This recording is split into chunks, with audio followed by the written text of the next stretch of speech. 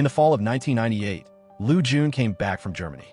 The moment he stepped foot in his homeland, he wasn't just greeted by how much the city had changed after 6 years away, but also by the news that his family's factory was on the edge of going bankrupt. It turned out that his dad, Shi Tang, had suffered a stroke due to business losses and had to be put in hospital. While getting hassled and ripped off by some cab drivers, Lu Jun spotted someone he knew but hadn't seen in a long time. Back in the day, they had a falling out over a disagreement and stopped talking. Now, Hong Ming was the number 2 sales manager at the Xiangtong Machinery Import-Export Company. The clothes he had on were just average, completely different from Lu Jun's look returning from faraway place. On the way to the hospital, Hong Ming purposely took a detour to avoid the factory area, while Lu Jun was tired and sank into silence. Both talked very carefully, trying not to touch the deep scar still left between them. Not long after, the car pulled up in front of the hospital gate. After Lu Jun rushed off, Hong Ming also headed home to help his older sister, Hong Ying, take care of their battered mom. While talking, Hong Ming let out the sadness in his heart. He originally thought having a successful career would help him hold his head high in front of Lu Jun, but he never expected the other guy wouldn't care at all, making his plans look ridiculous, just like a clown. Even though many years had passed, the grudge between the two families from the previous generation still couldn't be settled. Back then, to get money for their parents' medicine and her little brother's school fees, Hong Ying had to borrow money from Shi Tang. In Hong Ming's eyes, Mr. Lu lending the money already came with bad intentions, causing his older sister to deal with all kinds of gossip, lose out on a promotion, and even mess up her big marriage plans. On the flip side, Lu Jun's aunt strongly claimed that Hong Ying was the third wheel who ruined her younger brother's marriage. Her clinging indirectly caused Lu Jun's mom to hold in her anger and pass away. Lu Jun insisted that his dad was the real root of all the tragedy. If the truth had been cleared up early on, things wouldn't have gotten this bad. These words left the aunt unable to reply, so she just advised him to quickly patch things up with his dad. In the evening, Hong Ming came to the hospital to visit and promised to take Lu Jun to check out the factory the next day. The two looked at each other and smiled, and the layer of ice separating them seemed to melt a little. The next morning, Lu Jun stood in front of the factory area from his memories. Not only had the main gate changed, but the factory's name had also been changed to Jinbu Machinery Workshop. Old security guard Zhang hurried over to hand him the keys. Lu Jun walked down the familiar path in the workshop. The workshops that used to be buzzing with hard work were now dead silent. He grabbed a screwdriver from a toolbox and struck it hard into the cement floor a few times. From that, he figured out the factory was having serious issues with both its equipment and management. Hong Ming threw out some harsh questions about production standards. A bunch of rapid-fire questions left Lu Jun speechless for a moment. In this day and age of chasing profits, sticking to your ideals was a total luxury. He had no right to blame others, but the Jinbu workshop was the foundation of the Lu family. As a man with backbone, how could he just stand by and watch the family business go down the drain? Right as the two stepped out of the workshop, they ran into Boss Quan, a supplier who brought people over to collect a debt. When things were as tight as a guitar string, Mr. Su and the workers stepped in just in time to control the situation. Lu Jun took the initiative to step up and take responsibility, working out a deal with Boss Quan to get a 2-day extension so he could check the books and scrape up the money to pay the debt. With Hong Ming stepping up to vouch for him, Boss Quan reluctantly agreed. After the debt collectors left, Mr. Su finally told the truth that the factory had owed the workers their pay for a long time. Lu Jun immediately asked Mr. Su why the factory had to shut down. Mr. Su pulled out a contract. It turned out that Shi Tang, out of desire for big achievements, took on an order that was way beyond the workshop's technical skills. The sample products they made kept coming out with gas and sand holes. After failing many tests, Mr. Lu got so mad he got sick and had to go to the hospital. Mr. Su made it clear that if they couldn't deliver the goods next month, even going bankrupt and selling everything off wouldn't be enough to fill this bottomless pit. Facing this tough spot, Lu Jun borrowed Hong Ming's office to get in touch with his assistant in Germany. Hong Ming sorted out the food and housing stuff, then took him back to his own place. Here, Lu Jun met Jiali, Hong Ming's designer wife, for the first time. Jiali sensed the awkward vibe between her husband and the guest. Hong Ming then owned up to the long-standing feud between the two families that made this friendship always as fragile as walking on a block of ice. In the days that followed, Lu Jun buried himself in the workshop day and night to improve the casting molds. Finally, the finished products met all the buyer's demands. Mr. Su was super eager to start production back up, but when Lu Jun asked about the head tech guy, he was shocked to find out no one in the factory really knew anything about design. Right at that moment, the hospital called to say Shi Tang had woken up. Lu Jun rushed straight to the hospital. Seeing his dad's finger twitch, he was over the moon.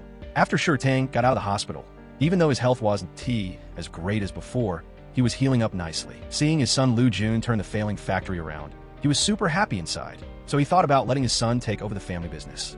However, Lu Jun was still dead set on leaving. He only agreed to stay in the country for a year and once the time was up, he'd head back to work in Germany. At the same time, Hong Ming was worried that his older sister, Hong Ying, would get back in touch with Shi Tang, so he told his sister over and over to keep her distance. Late at night, Shi Tang had another attack, and the cup in his hand dropped to the floor. Hearing the noise, Lu Jun rushed over.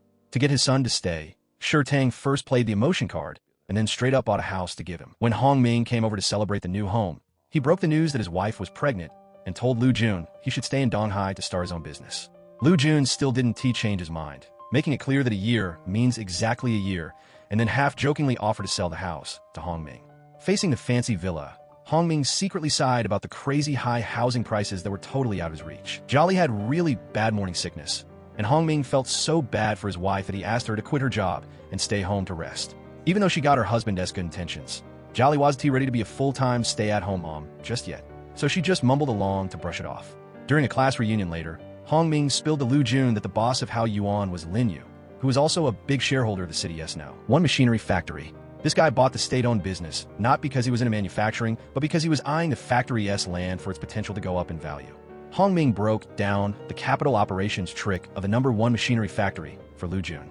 First, let a big shop buy it out, then sell it to an overseas Chinese woman through cross-border financial deals to make huge profits in a short time. He also let slip Lin Yu's deeper motive for running Hao Yuan, which was to latch on his shareholder Dong Bao, and through him, tap into the network of Yin Hui from the Donghai Group. Lu Jun was amazed by Hong Ming's sharpness. He also pointed out that this was a must-have survival secret when doing business in the country. While they were chatting, old classmates started rolling in one by one. The party got super loud and lively, with non-stop cheers and clinking glasses. The next morning, Lu Jun bumped into Lin Xian in the apartment building's elevator.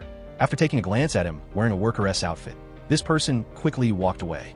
When he got to the factory, the production process makeover that Lu Jun suggested ran into intense pushback from the master workers. Leading the pack was Mr. Huang. Shi Tang rushed over to smooth things over, suggesting they just try making a sample first. But during the hands-on part, Mr. Huang openly challenged him.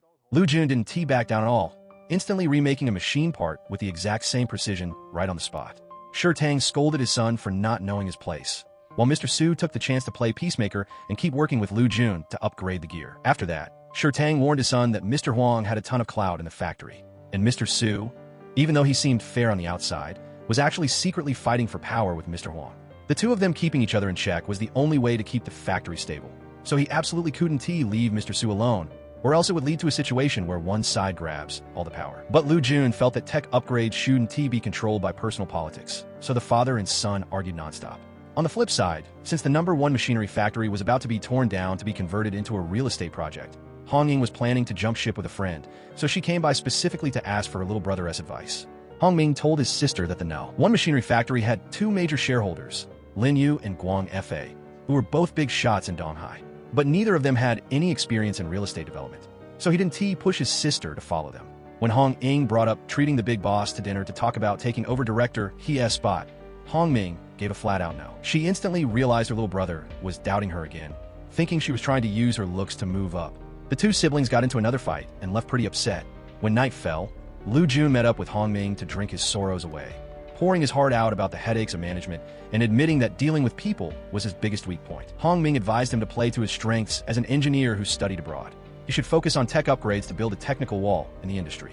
As long as he had the tech advantage, he'd get policy support and take over the market. As for the staff drama, he should just let Shi Tang handle it. Everyone doing their own thing would make things way more efficient. Lu Jun felt like he just saw the light. In their tipsy state, they sketched out a totally different business vision together. After that, Hong Ming noticed a piano nearby, so he went ahead and paid to get Lu Jun up on stage to perform. Lu Jun's mad piano skills caught the eye of Lin Xian and her sister-in-law, Hai Ping. At this point, Lin Xian finally realized the misunderstanding from earlier. She specially asked the waiter to bring Lu Jun a bottle of wine along with her business card. Thanks to Hong Ming's intro, Lu Jun and Lin Xian officially met. He found out she was actually Lin Yu's little sister. While chatting, Lu Jun gave a deep breakdown of the growth potential in the precision stainless steel manufacturing industry. His pro knowledge totally wowed Lin Xian. She right away invited him to come check out the #1 machinery factory. At the same time, Shi Tang carried some gifts over to the bottom of the Qian family's place. After hesitating for a good while, he offered the gifts to Hong Ying, but she politely turned him down. Mr. Lu honestly said these gifts were just for Hong Ying because it broke his heart to see how her health had suffered after years of taking care of a sick person. Hearing that, Hong Ying's face looked complicated. She just quietly watched the silhouette of Mr. Liu leaving all alone. Right as she walked into the house, Hong Ying noticed something was off with her mom's condition and quickly called Hong Ming. Lu Jun immediately drove the old lady to the hospital along with Hong Ming. However, Hong Ming knew full well that his mom's illness was beyond saving, so all he could do was hold her hand tightly and silently shed tears. Outside the hospital, Lu Jun put a coat over Hong Ying and then headed home alone, his heart feeling heavy as he looked at his own mom's portrait. Knowing that Lu Jun was about to come check out the #1 machinery factory, Lin Yu specially arranged for Chief Engineer Wang to tag along to test his personality. Lin Xian thought doing that wasn't right. Chief Engineer Wang had heavy responsibilities, and having to entertain an unknown junior would inevitably make him feel unhappy.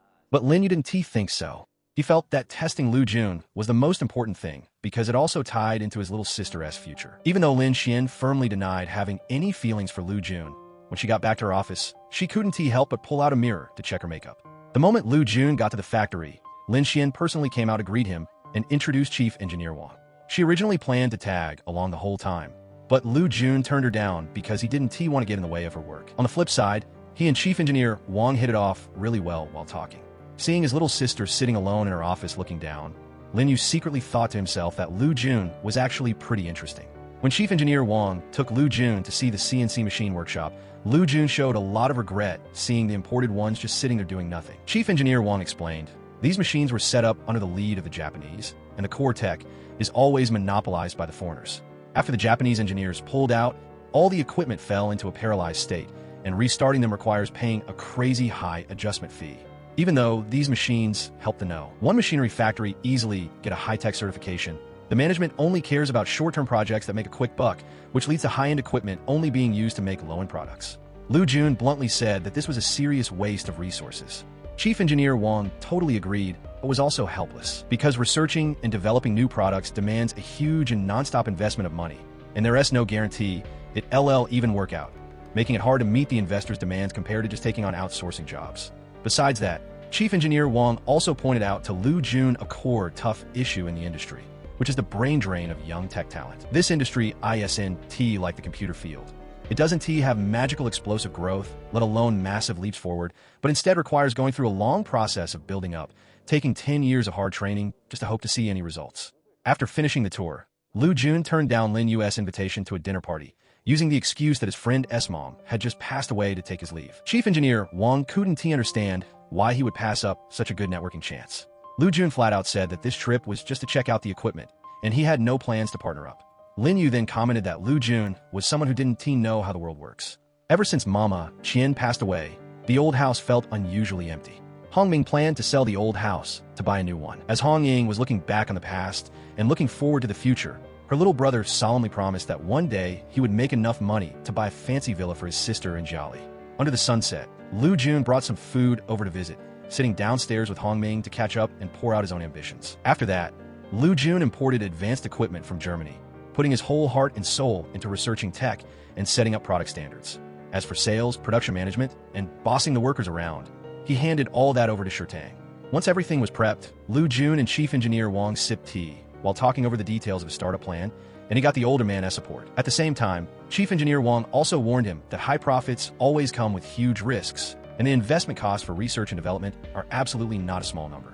Lu Jun was confident he could talk his dad into putting up the money, but who would have thought the father and son would end up arguing again over the issue of developing new products? Right when the two sides were stuck in a tug of war, Lin Xian suddenly came to visit. Seeing a pretty girl suddenly show up at the house looking for his son, Shirtang was thrilled and went out to welcome her. He quickly asked around to see if Lin Xian was still single, wishing he could just lock down a marriage for the two of them right then and there. Seeing his dad acting like that, Lu Jun felt helpless and had to make an excuse to get him out of there. Lin Xian also said she came to show her thanks, and she successfully invited him out to dinner for the next day. Jiali saw a bottle of perfume in her husband's pocket and immediately started asking questions. Hong Ming quickly explained that it was a gift he bought on behalf of Lu Jun. When the dinner date came, Lu Jun even went out of his way to buy fresh flowers, making Hong Ming unable to help but praise him. At the dinner table, Lin Yu hinted at wanting to recruit Lu Jun to his factory, but Lu Jun politely turned him down because he was only staying in the country to work for 1 year. Hearing this, Lin Yu glanced over at Lin Xian, but she didn't react at all and just quietly ate her food. After that, Lin Yu went along with Lu Jun's words to ask about his upcoming plans. Lu Jun honestly said he hoped to help his dad develop a few flagship products, But Lin Yu showed a negative attitude and didn't even want to hear about Lu Jun's long-term ambitions, making the whole vibe super awkward. The meal ended in a flash, and Hong Ming warned Lu Jun that if he wanted to team up with the One Machinery Factory, he absolutely had to watch out for Lin Yu, because he wouldn't be able to get a single bit of profit out of him. Lu Jun never planned on teaming up in the first place. He took Hong Ming on a tour of his lab and showed off the imported gear from Germany. Hong Ming gave Lu Jun a heads up, warning him about the risks and fallout of doing this. Lu Jun replied that once he came back, he didn't want to keep being a trend follower, but instead wanted to become a leader. No matter how many people were against it, he would still stick to doing his own independent research and development. The 5th Shanghai Machinery Industry Expo was about to kick off. Lu Jun took his dad, Shi Tang, to Shanghai to buy all kinds of parts. Even though Mr. Lu felt the pinch in his wallet, he ended up supporting his son in the end. While eating, Mr. Lu ran into an old friend, Mr. Zhang, who was currently making stamping machines for meters. Mr. Zhang spilled that he used to buy a high-end original machine, then tore it apart and spent half a year copying how to make it.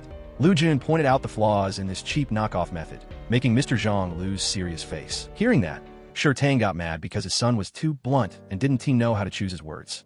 Back at the Jinbu workshop, Lu Jun left early and came home late every day, burying himself in the shop to set up the gear, totally not acting like the spoiled rich kid everyone thought he was. Seeing this, Mr. Su and Mr. Huang couldn't help but feel moved. Back in the day when they were learning the trade, it took a ton of time just to become a worker, but now, thanks to the imported machines, a young guy only needs 2 days of learning to crank out products that meet the standard. They worried that their skills would become more and more useless over time. The next morning, seeing Lu Jun still grinding away at his research, Mr. Huang saw him in a whole new light. After Lu Jun's careful assembly, the equipment was finally done. He double-checked it one more time before plugging it in. During the 2 nerve-wracking hours of testing the machine, Shi Tang stayed right by his son's side in the lab. When the final test was a success, Lu Jun was over the moon. Seeing that, Mr. Lu also felt incredibly happy because the money spent was totally worth it. In a flash, it was the Lunar New Year, and the Lin family's house was super lively. Lin Xian didn't forget to call Lu Jun to wish him a happy new year. Hong Ming and his wife, Jia Li, went over to celebrate the new year with Hong Ying, while Lin Xian happily chatted with her dad in the living room.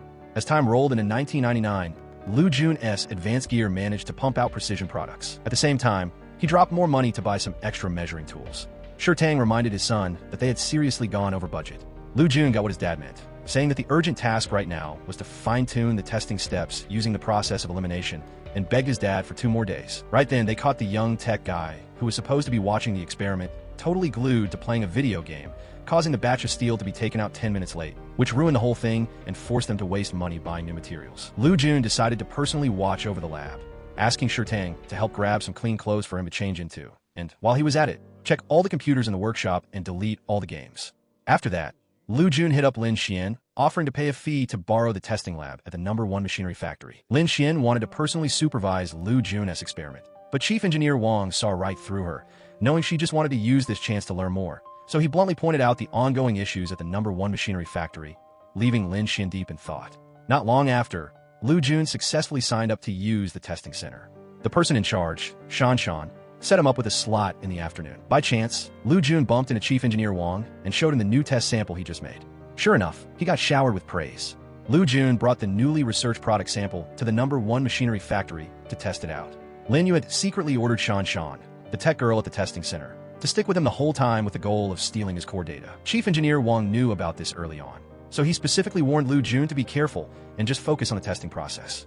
Throughout the whole process, Shan pretended to read a tech book, but she was actually secretly keeping an eye on Lu Jun's operation settings. However, Lu Jun didn't even try to hide anything because he knew perfectly well that just relying on scattered pieces of data wouldn't be enough to recreate the tech results. The special heat treatment process for the material requires flexibly tweaking the temperature curve based on its makeup, a complex technique that would take even a pro team a few days to get the hang of. Lin Xian suddenly showed up at the lab, using the excuse that she cared about the research progress and fishing to see if she could help, but Lu Jun smoothly turned her down. To prove he wasn't purposely hiding anything, Lu Jun took the initiative to hand Shan a copy of the test data. When Shan saw the dense notes on temperature adjustments, she finally realized that the technical barrier was way higher than she had expected. That night, after the test wrapped up, Lu Jun offered to take Shan home to play it safe, but they ran into her boyfriend driving over to pick her up. Lin Xian looked unhappy about Lu Jun treating him differently, so he had no choice but to drive Lin Xian home himself. Since the research and development costs kept blowing past the budget, Shi Tang had to seriously think about selling the house to keep things running. Hong Ying, who was currently working as a real estate agent, suggested taking out a mortgage loan.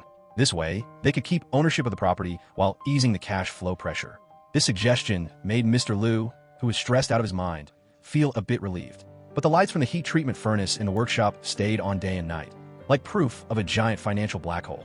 Antiefu, an old friend of Lu Jun's mom, saw him working so hard he forgot to eat and sleep. So she stepped up and offered to help. Because he completely trusted her, Lu Jun not only gave his auntie the safe password, but also taught her the whole operating process for the important equipment. After that, Hongming came looking for Lu Jun and spilled that Lin Yu had sent people to snoop around about his suppliers. With his tricks, it wouldn't take long to dig up the info.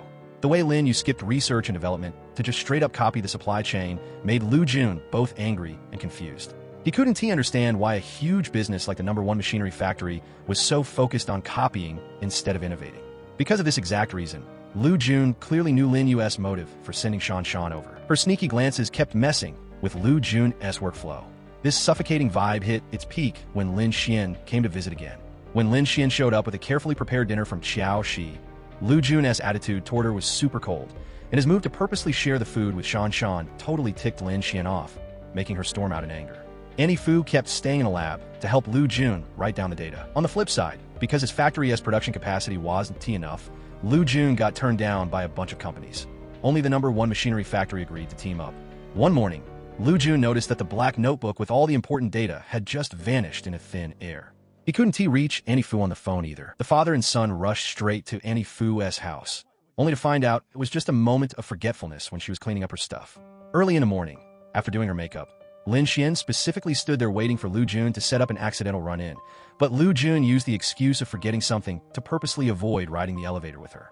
After not seeing Lu Jun at the #1 machinery factory for days in a row, Lin Xian took the initiative to ask Chief Engineer Wang and found out he was coming to the CNC workshop the next day for a test. After that, Lu Jun brought the tweak process blueprints over to ask the master workers in the shop for advice. With years of experience, Mr. Huang instantly spotted a mistake in the important data.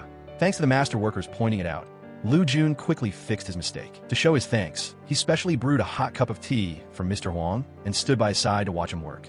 Mr. Huang's moves were as smooth as flowing water, with every action being perfectly precise down to the detail. His long-time work habits made him reflexively toss the newly machined part right into the holding bin. Lu Jun was quick on his feet and managed to catch it just in time. Realizing how rushed he just was, he became way more careful in his next steps. Every single part was gently put down by him. Right after that, Mr. Huang went with Lu Jun to the #1 machinery factory to test the product. Chief Engineer Wang spilled to Lu Jun that he once got an order from Lin Yu telling him to make knockoffs, but he ended up saying no. Lu Jun totally related to this. He felt that the domestic industrial tech still had a clear gap compared to the world's advanced levels, and he just couldn't wrap his head around Lin Yu's growth path built on copying. Shi Tang made a special trip to Shanghai to drum up some investments. General Manager Liu made it clear that they had to wait for the product sample to pass the test before they could lock down any plans to team up. In the CNC workshop, after carefully checking Lu Jun's finished product, Chief Engineer Wang couldn't stop praising his welding tech that barely left a trace. Right as he was about to ask more about the tech details, Mr. Huang cut him off just in time. Through this hands-on field trip, Mr. Huang was forced to admit that times were changing. The young crew of tech workers and the advanced gear at the #1 machinery factory made him deeply realize that the industry had stepped into a whole new era. He also slowly changed his mindset and fully threw his support behind the path of tech innovation that Lu Jun was sticking to. Lu Jun went with his dad, Shi Tang, to Shanghai for a business talk. Right in front of General Manager Liu, he bluntly laid out all the production costs for the product. This honesty, which went way beyond the industry norm, won the customer's praise but made Shi Tang, someone who knew the business rules all too well, secretly shake his head. After that, Mr. Liu took his son to visit Director Qin and Technician Han from the testing center and slipped them a cash envelope while shaking hands. This move made Lu Jun feel super confused. He firmly believed that his product's performance was good enough to pass any test. But Mr. Liu explained that paying them off was just to make sure the other side tested it seriously and did their jobs properly. In the end, Lu Jun's test product made a major breakthrough. All the stats hit top-tier levels in the industry. With solid technical skills, he smoothly signed a contract to supply the first batch of goods with General Manager Liu. Having won the first step, Lu Jun decided to hand the production phase over to the #1 machinery factory to manufacture.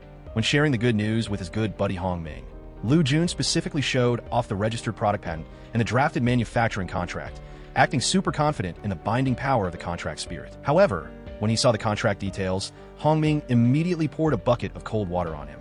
saying flat out that in today's market, contracts and patents can hardly tie down businessmen like Lin Yu. He advised Lu Jun to brace himself for the worst-case scenario. At the same time, to thank Hong Ying for her help, Tang specifically picked out a high-end wool scarf as a gift. The next morning, Lin Xian got the news that shareholder Guang Fa was about to come visit the #1 machinery factory. Lin Yu bluntly said that Mr. Lu's trip was to look over Lu Jun's manufacturing contract, as he was a major shareholder of the factory.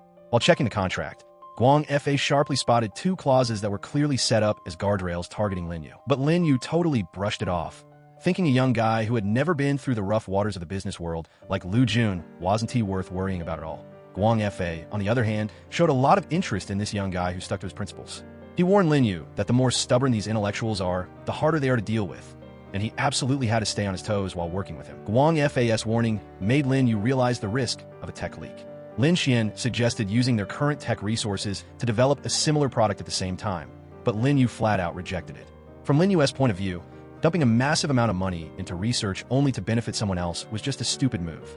This practical mindset of only chasing short-term profits made Lin Xian super worried. When Lin Xian drove back to the underground parking lot, she bumped into Lu Jun fixing his car.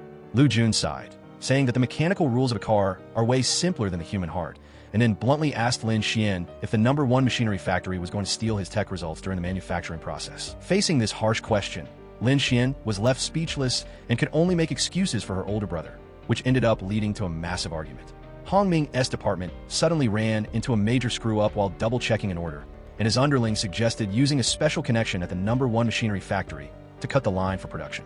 Stuck in a hard spot, Hong Ming had no choice but to ask Lu Jun for help. Even though he just fought with Lin Xian after being talked into it by Hong Ming, he still took the first step to go to her door and apologize. Lin Xian kept her snooty act going on the outside, but she was secretly thrilled on the inside and finally accepted Lu Jun's apology. Because Lu Jun's demand for product quality were practically brutal, it sparked huge pushback from the tech workers in the shop. When Lin Yu found out the defect rate was shooting up, causing costs to skyrocket, he instantly ordered to dock the bonuses of all the workers. This move just fueled the workers' resentment toward Lu Jun even more. Lu Jun felt super guilty inside, but he didn't know how to fix the situation.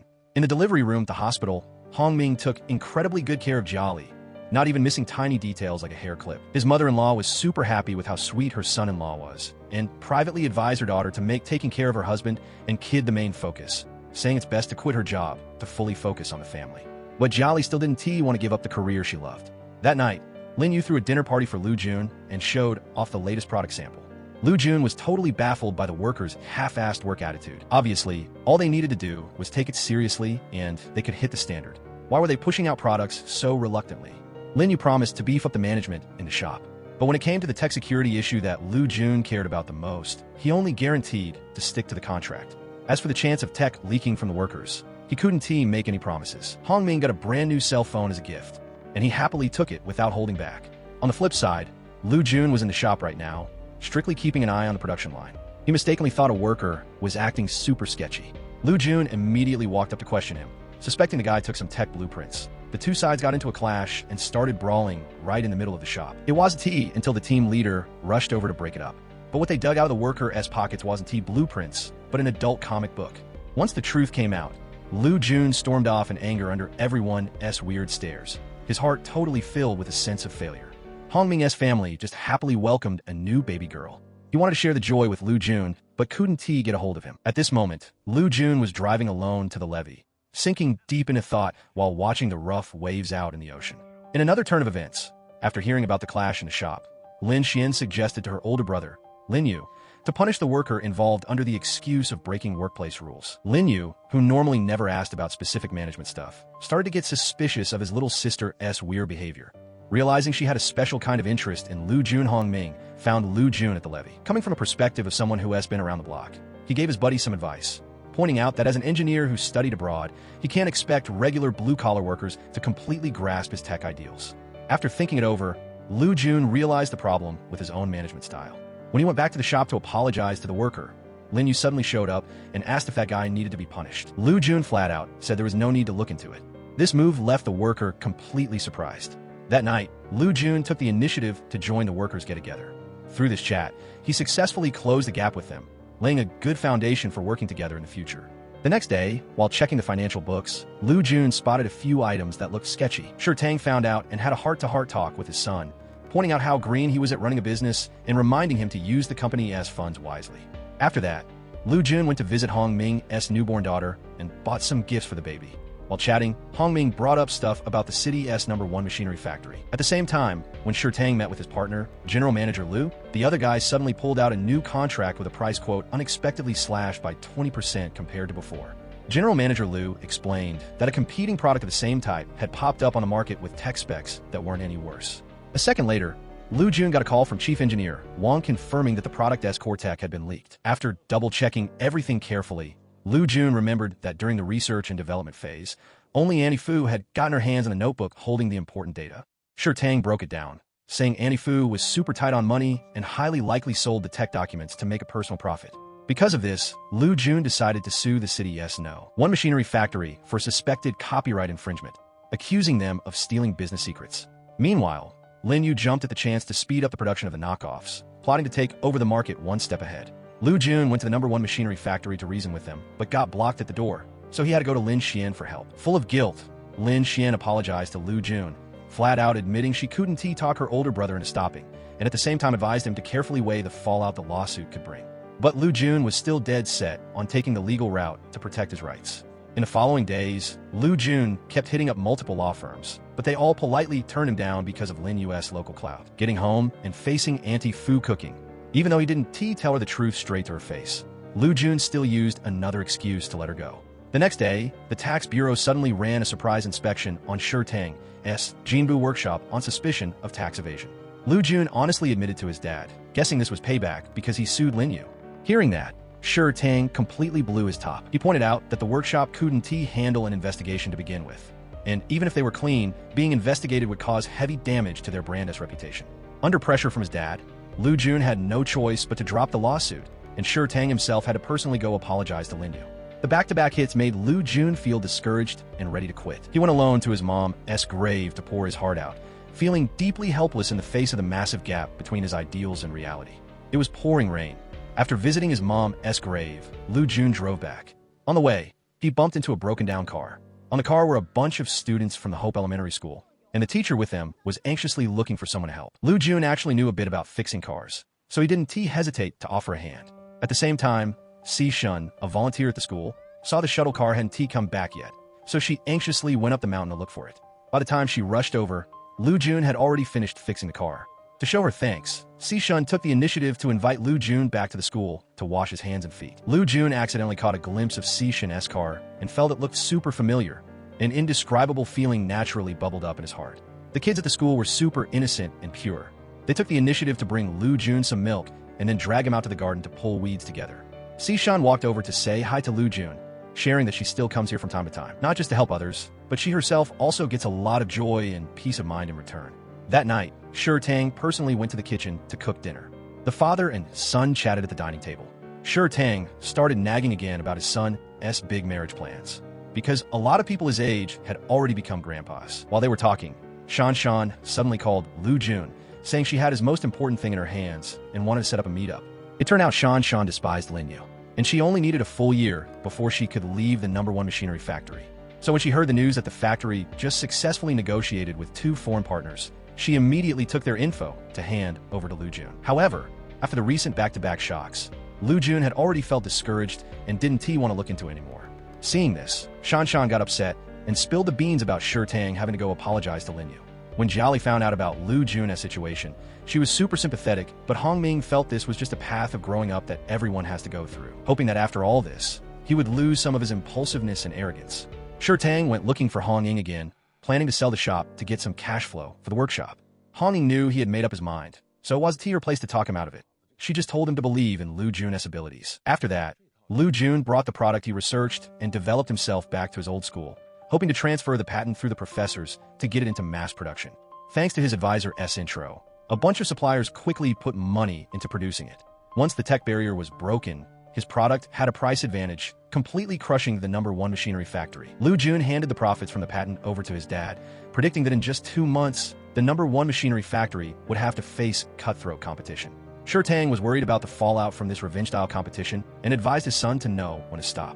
At the same time, the products that the No. 1 machinery factory made using the stolen tech kept getting lowballed by customers due to quality issues, forcing them to keep dropping the price to get rid of the inventory. Haiping brought Lin Xian some of the latest sample outfits from overseas. Lin Xian took this chance to advise her sister-in-law to rein in Lin Yu's extreme actions. As for Lin Yu, while his head was spinning with stress, he had no choice but to bite the bullet and suffer the fallout of the tech leaking out. Lu Jun followed Shan's advice and hit up the foreign partners. After asking Hong Ming about the foreign trade process, he stayed up all night to send collaboration emails and hired a lawyer in Germany to handle the patent infringement case. The next day, Lu Jun went back to the Hope Elementary School again to double-check their electrical system. On his way out, he bumped into Shun. The sight of the two chatting on the way back to the city was spotted by Lin Xian, stirring up a tinge of sadness in her heart. Getting home, Lu Jun found out Annie Fu had come back to work. He questioned his dad on why he went soft and hired this person back, worrying that for now on they do have to be on guard when talking about stuff in the house. The next morning, while jogging, Lu Jun spilled to Hong Ming that after helping his dad finish building the new workshop, he planned to head back to Germany. Hong Ming bluntly said that the workshop couldn't do without him now. On the flip side, Lin Yu's products got returned by the foreign partner due to paperwork issues. Facing a loan that was about to be due, Lin Xian had no choice but to beg Hong Ming for help. After breaking down the reason for the return, Hong Ming suspected Lu Jun was behind it and worried that a conflict might blow up. After using his connections to dig up the truth, Lin Yu completely blew his top in the office, threatening to get revenge. His wife, Haiping, showed up just in time, bringing up family responsibilities to talk him down, hoping her husband would let the grudge go. Tang hurried to advise his son to go abroad to lay low, but Lu Jun did the exact opposite. He pitched a plan to sell the old workshop and use his personal name to build a new one. Facing the calmness and smarts his son had shown in recent days, Tang started to see this once hot-headed and impulsive son in a new light. Due to the grudge between her older brother and Lu Jun, Lin Xian turned to alcohol to drown her sorrows. When she got home, she bumped into Lu Jun, and the vibe in the elevator got super awkward. Lu Jun forced down the uncomfortable feeling inside and helped Lin Xian back to her apartment. Lin Xian used her liquid courage to ask about the things Lu Jun had done, grabbing his hand and inviting him for another drink. Facing the situation, Lu Jun still tried his best to keep his cool. Lin Xian sharply realized he still held a grudge against her older brother, so she promised to try her best to talk Lin Yu out of it. The next morning, Lu Jun and Tang went to inspect the old workshop. The patchy lathes carry the memories of 2 generations. The factory that had been the lifeline of this whole family packed in half a lifetime of Tang's blood, sweat, and tears. Facing the wave of industrial upgrades, the father and son were forced to make a tough choice. Lu Jun made a military pledge in front of his dad that he would take the business to a whole new level. To find a spot to build a new factory, Lu Jun ran around for days but got 0 results.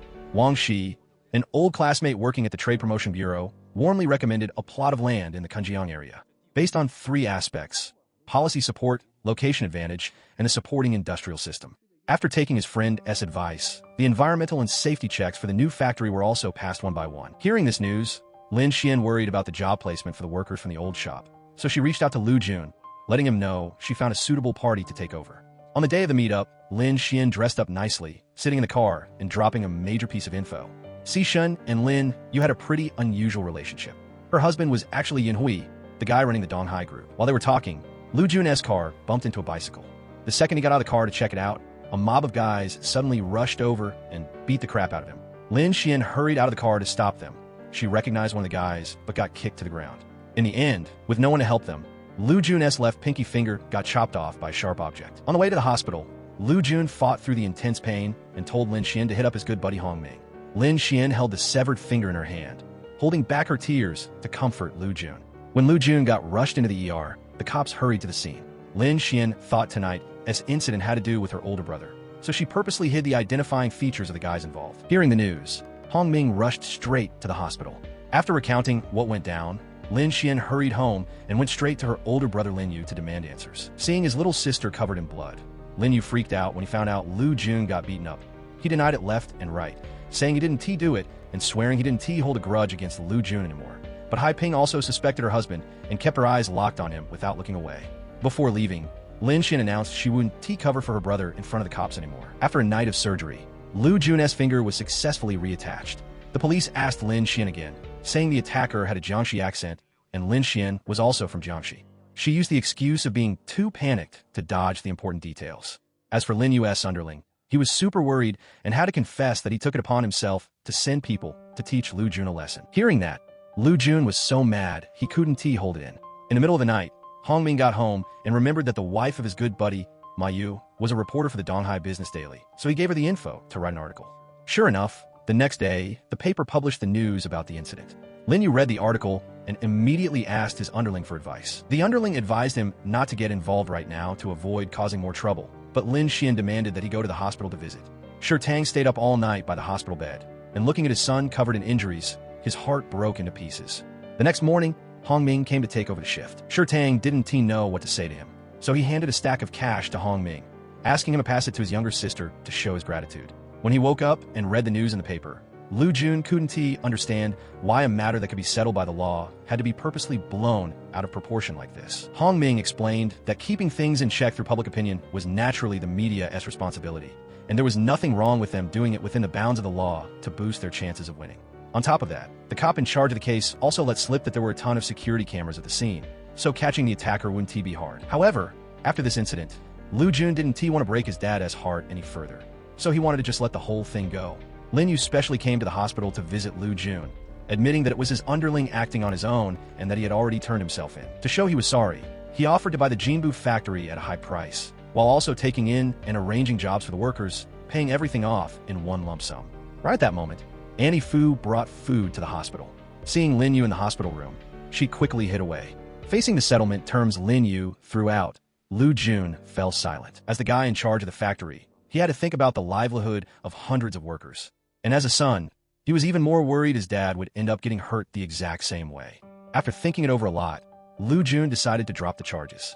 After Lin Yu left, Lu Jun looked at his ruined pinky finger, his heart a total mess, deeply feeling the cruelty of the tug-of-war between money and human nature. After finding out her older brother and Lu Jun had reached a deal, Lin Xian understood that Lu Jun would never get over this for the rest of his life and would never forgive the Lin family. This also meant that there was absolutely no chance left between her and him anymore. Since things had come to this, Lin Xian had to cut off her feelings, sitting in her car, crying her eyes out. Annie Fu took the chance of bringing food to repent to Lu Jun, saying she didn't know how important that tech notebook was at first. Her son, wanting to get a job at the city's #1 machinery factory, stole the data inside to sell to Lin Yu. Hearing that, Lu Jun completely blew his top, cursing the actions of Annie Fu and her son as being shameless to the extreme. Seeing how tense things were getting, Hongming quickly advised Annie Fu to leave the hospital room to keep the conflict from blowing up. Shi Tang went alone to the #1 machinery factory to meet Lin Yu, completely dropping his usual smooth attitude and firmly laying out his purpose. He admitted he was just a regular guy, but as a father, he would absolutely not stand for his son being humiliated. Before signing the partnership deal, he threw in one more condition, which was to press legal charges against Annie Fu and her son. Not long after, the cops arrested the two of them on charges of stealing business secrets. Time flew by, and the #1 machinery factory was about to be relocated. Chief Engineer Wang S. Hart was full of regret, but Lin Xian felt that moving to the far-off suburbs was an unavoidable trend of industrial upgrading. In another turn of events, Shi Tang was packing his bags getting ready to leave when Mr. Huang suddenly ran over, begging to come back to the new factory. This master worker had been phased out because he couldn't adjust to the automated production line. However, Shi Tang politely turned him down, letting him know the new Tongfei factory was also centered around smart equipment. In the winter of 1999, Lu Jun named the new factory Tongfei and personally oversaw the construction. His demands for construction standards were practically brutal, making the contractors unhappy. Lu Jun had thought about setting up an easy job for Mr. Huang, but got firmly shut down by Shi Tang. He felt they should use this chance to get rid of the stubborn, pulling rank because of age attitude in the factory, and at the same time handed Lu Jun some cash to pass out red envelopes to the workers to smooth out their relationship. Unexpectedly, the workers gave him back a stone pillar to mock him for having a concrete head that didn't know how to be flexible. Shan felt guilty, so she came to the construction site to visit him. She blamed herself, thinking that her giving him the documents about the foreign company's suppliers indirectly led to Lu Jun getting attacked. Lu Jun didn't mind at all. Instead, he comforted Shan and even joked that they should hang out more so she could make up for her mistake. Because of that, the vibe between the two of them got a lot friendlier. After the Tongfei factory started running, Lu Jun was busy fighting on two fronts. On one hand, heavily recruiting tech talent. On the other hand, making time to go on dates with Shan. A candidate named Luo Qing stood out with a precise 30-second self-intro. His impressive professional track record made Lu Jun super happy. Right at this moment, the general manager of the #1 machinery factory, Qi Yang, suddenly came to visit and asked for a tour of the shop. While the two were deep in talk about industry trends, Qi Yang firmly stated that mid-range products were the real mainstream of the market. warning Lu Jun that just blindly chasing high-end tech would likely make it hard to survive. This opinion made Lu Jun start to worry. Shan was having a hard time catching a ride in the suburbs, so she had to ask her friend Hua Dong for help. This guy took the chance to show off his driving skills to win her over, but it totally backfired. When Hua Dong asked her out to see a new movie that just hit theaters, Shan turned him down using the excuse of being tired. Unexpectedly, when she got home, she saw Lu Jun waiting downstairs, throwing out the exact same movie invite. Because Hua Dong was there, Shan had no choice but to say no again. The two love rivals gave each other a brief greeting, acting incredibly polite. In the following days, Lu Jun ran all over the place over credit issues.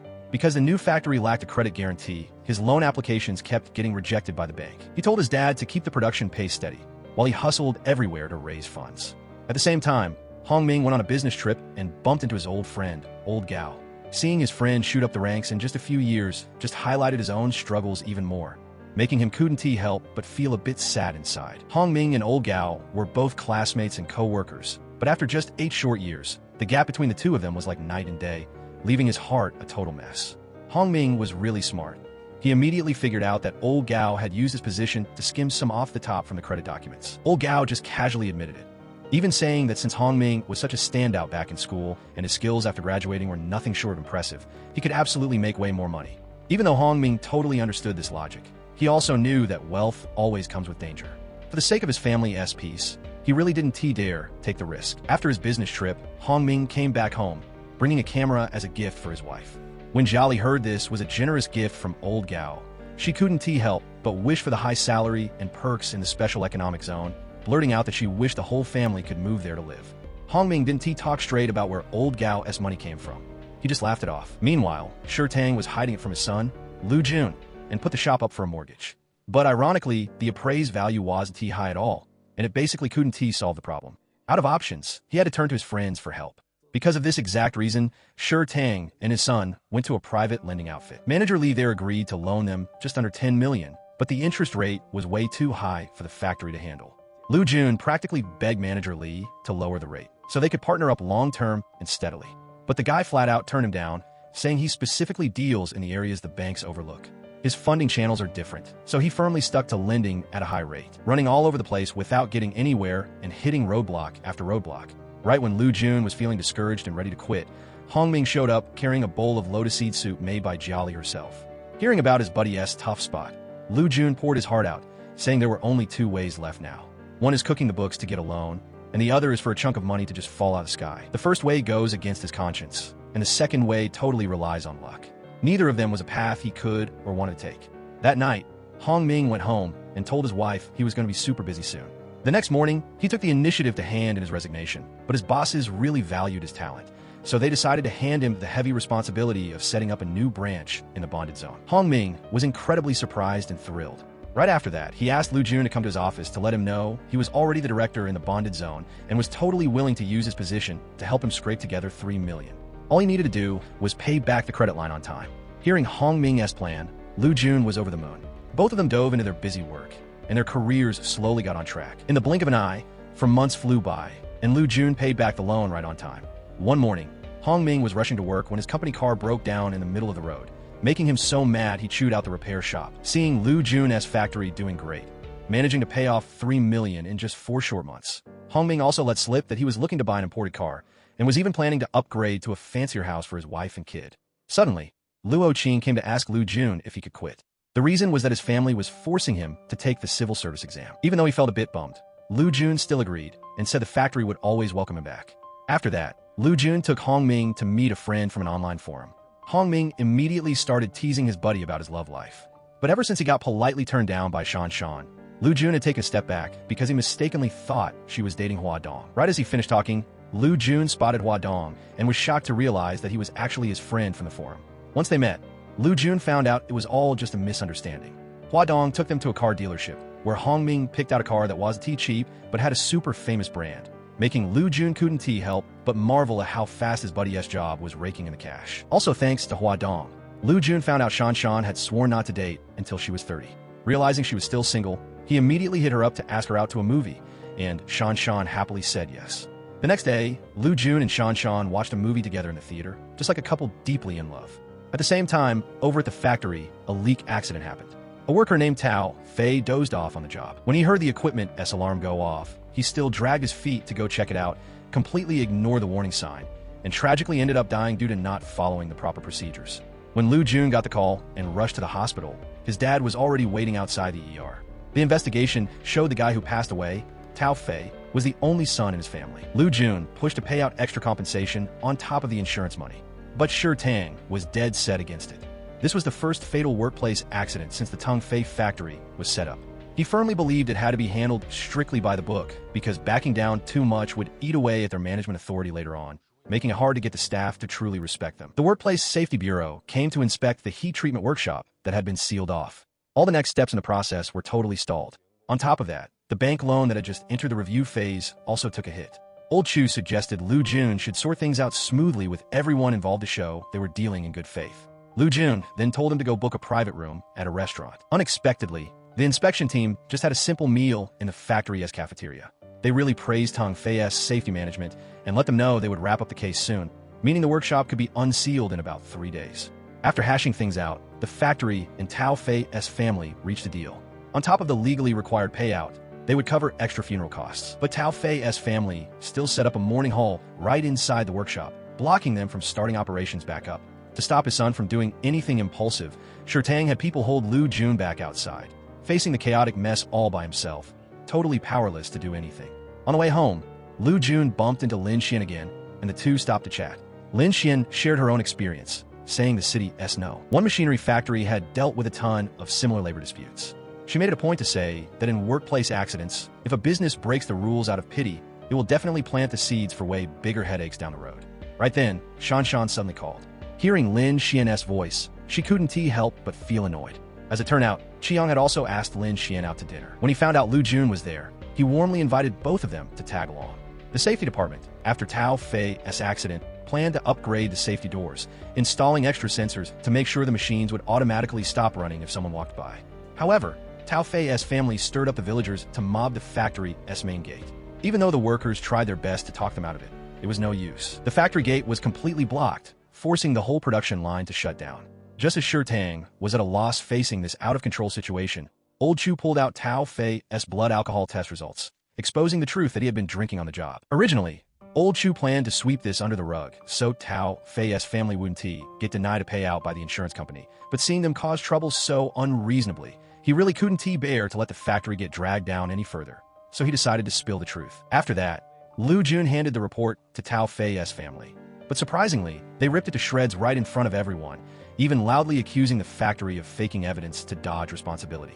The cops on the scene quickly got things under control and hauled away the ringleaders of the mess. Watching the hunchbacks of Tao Fei's parents being helped away by others, Lu Jun's heart was a total mess. Right there and then, he decided that from now on, any employee caught drinking inside the factory would be fired on the spot.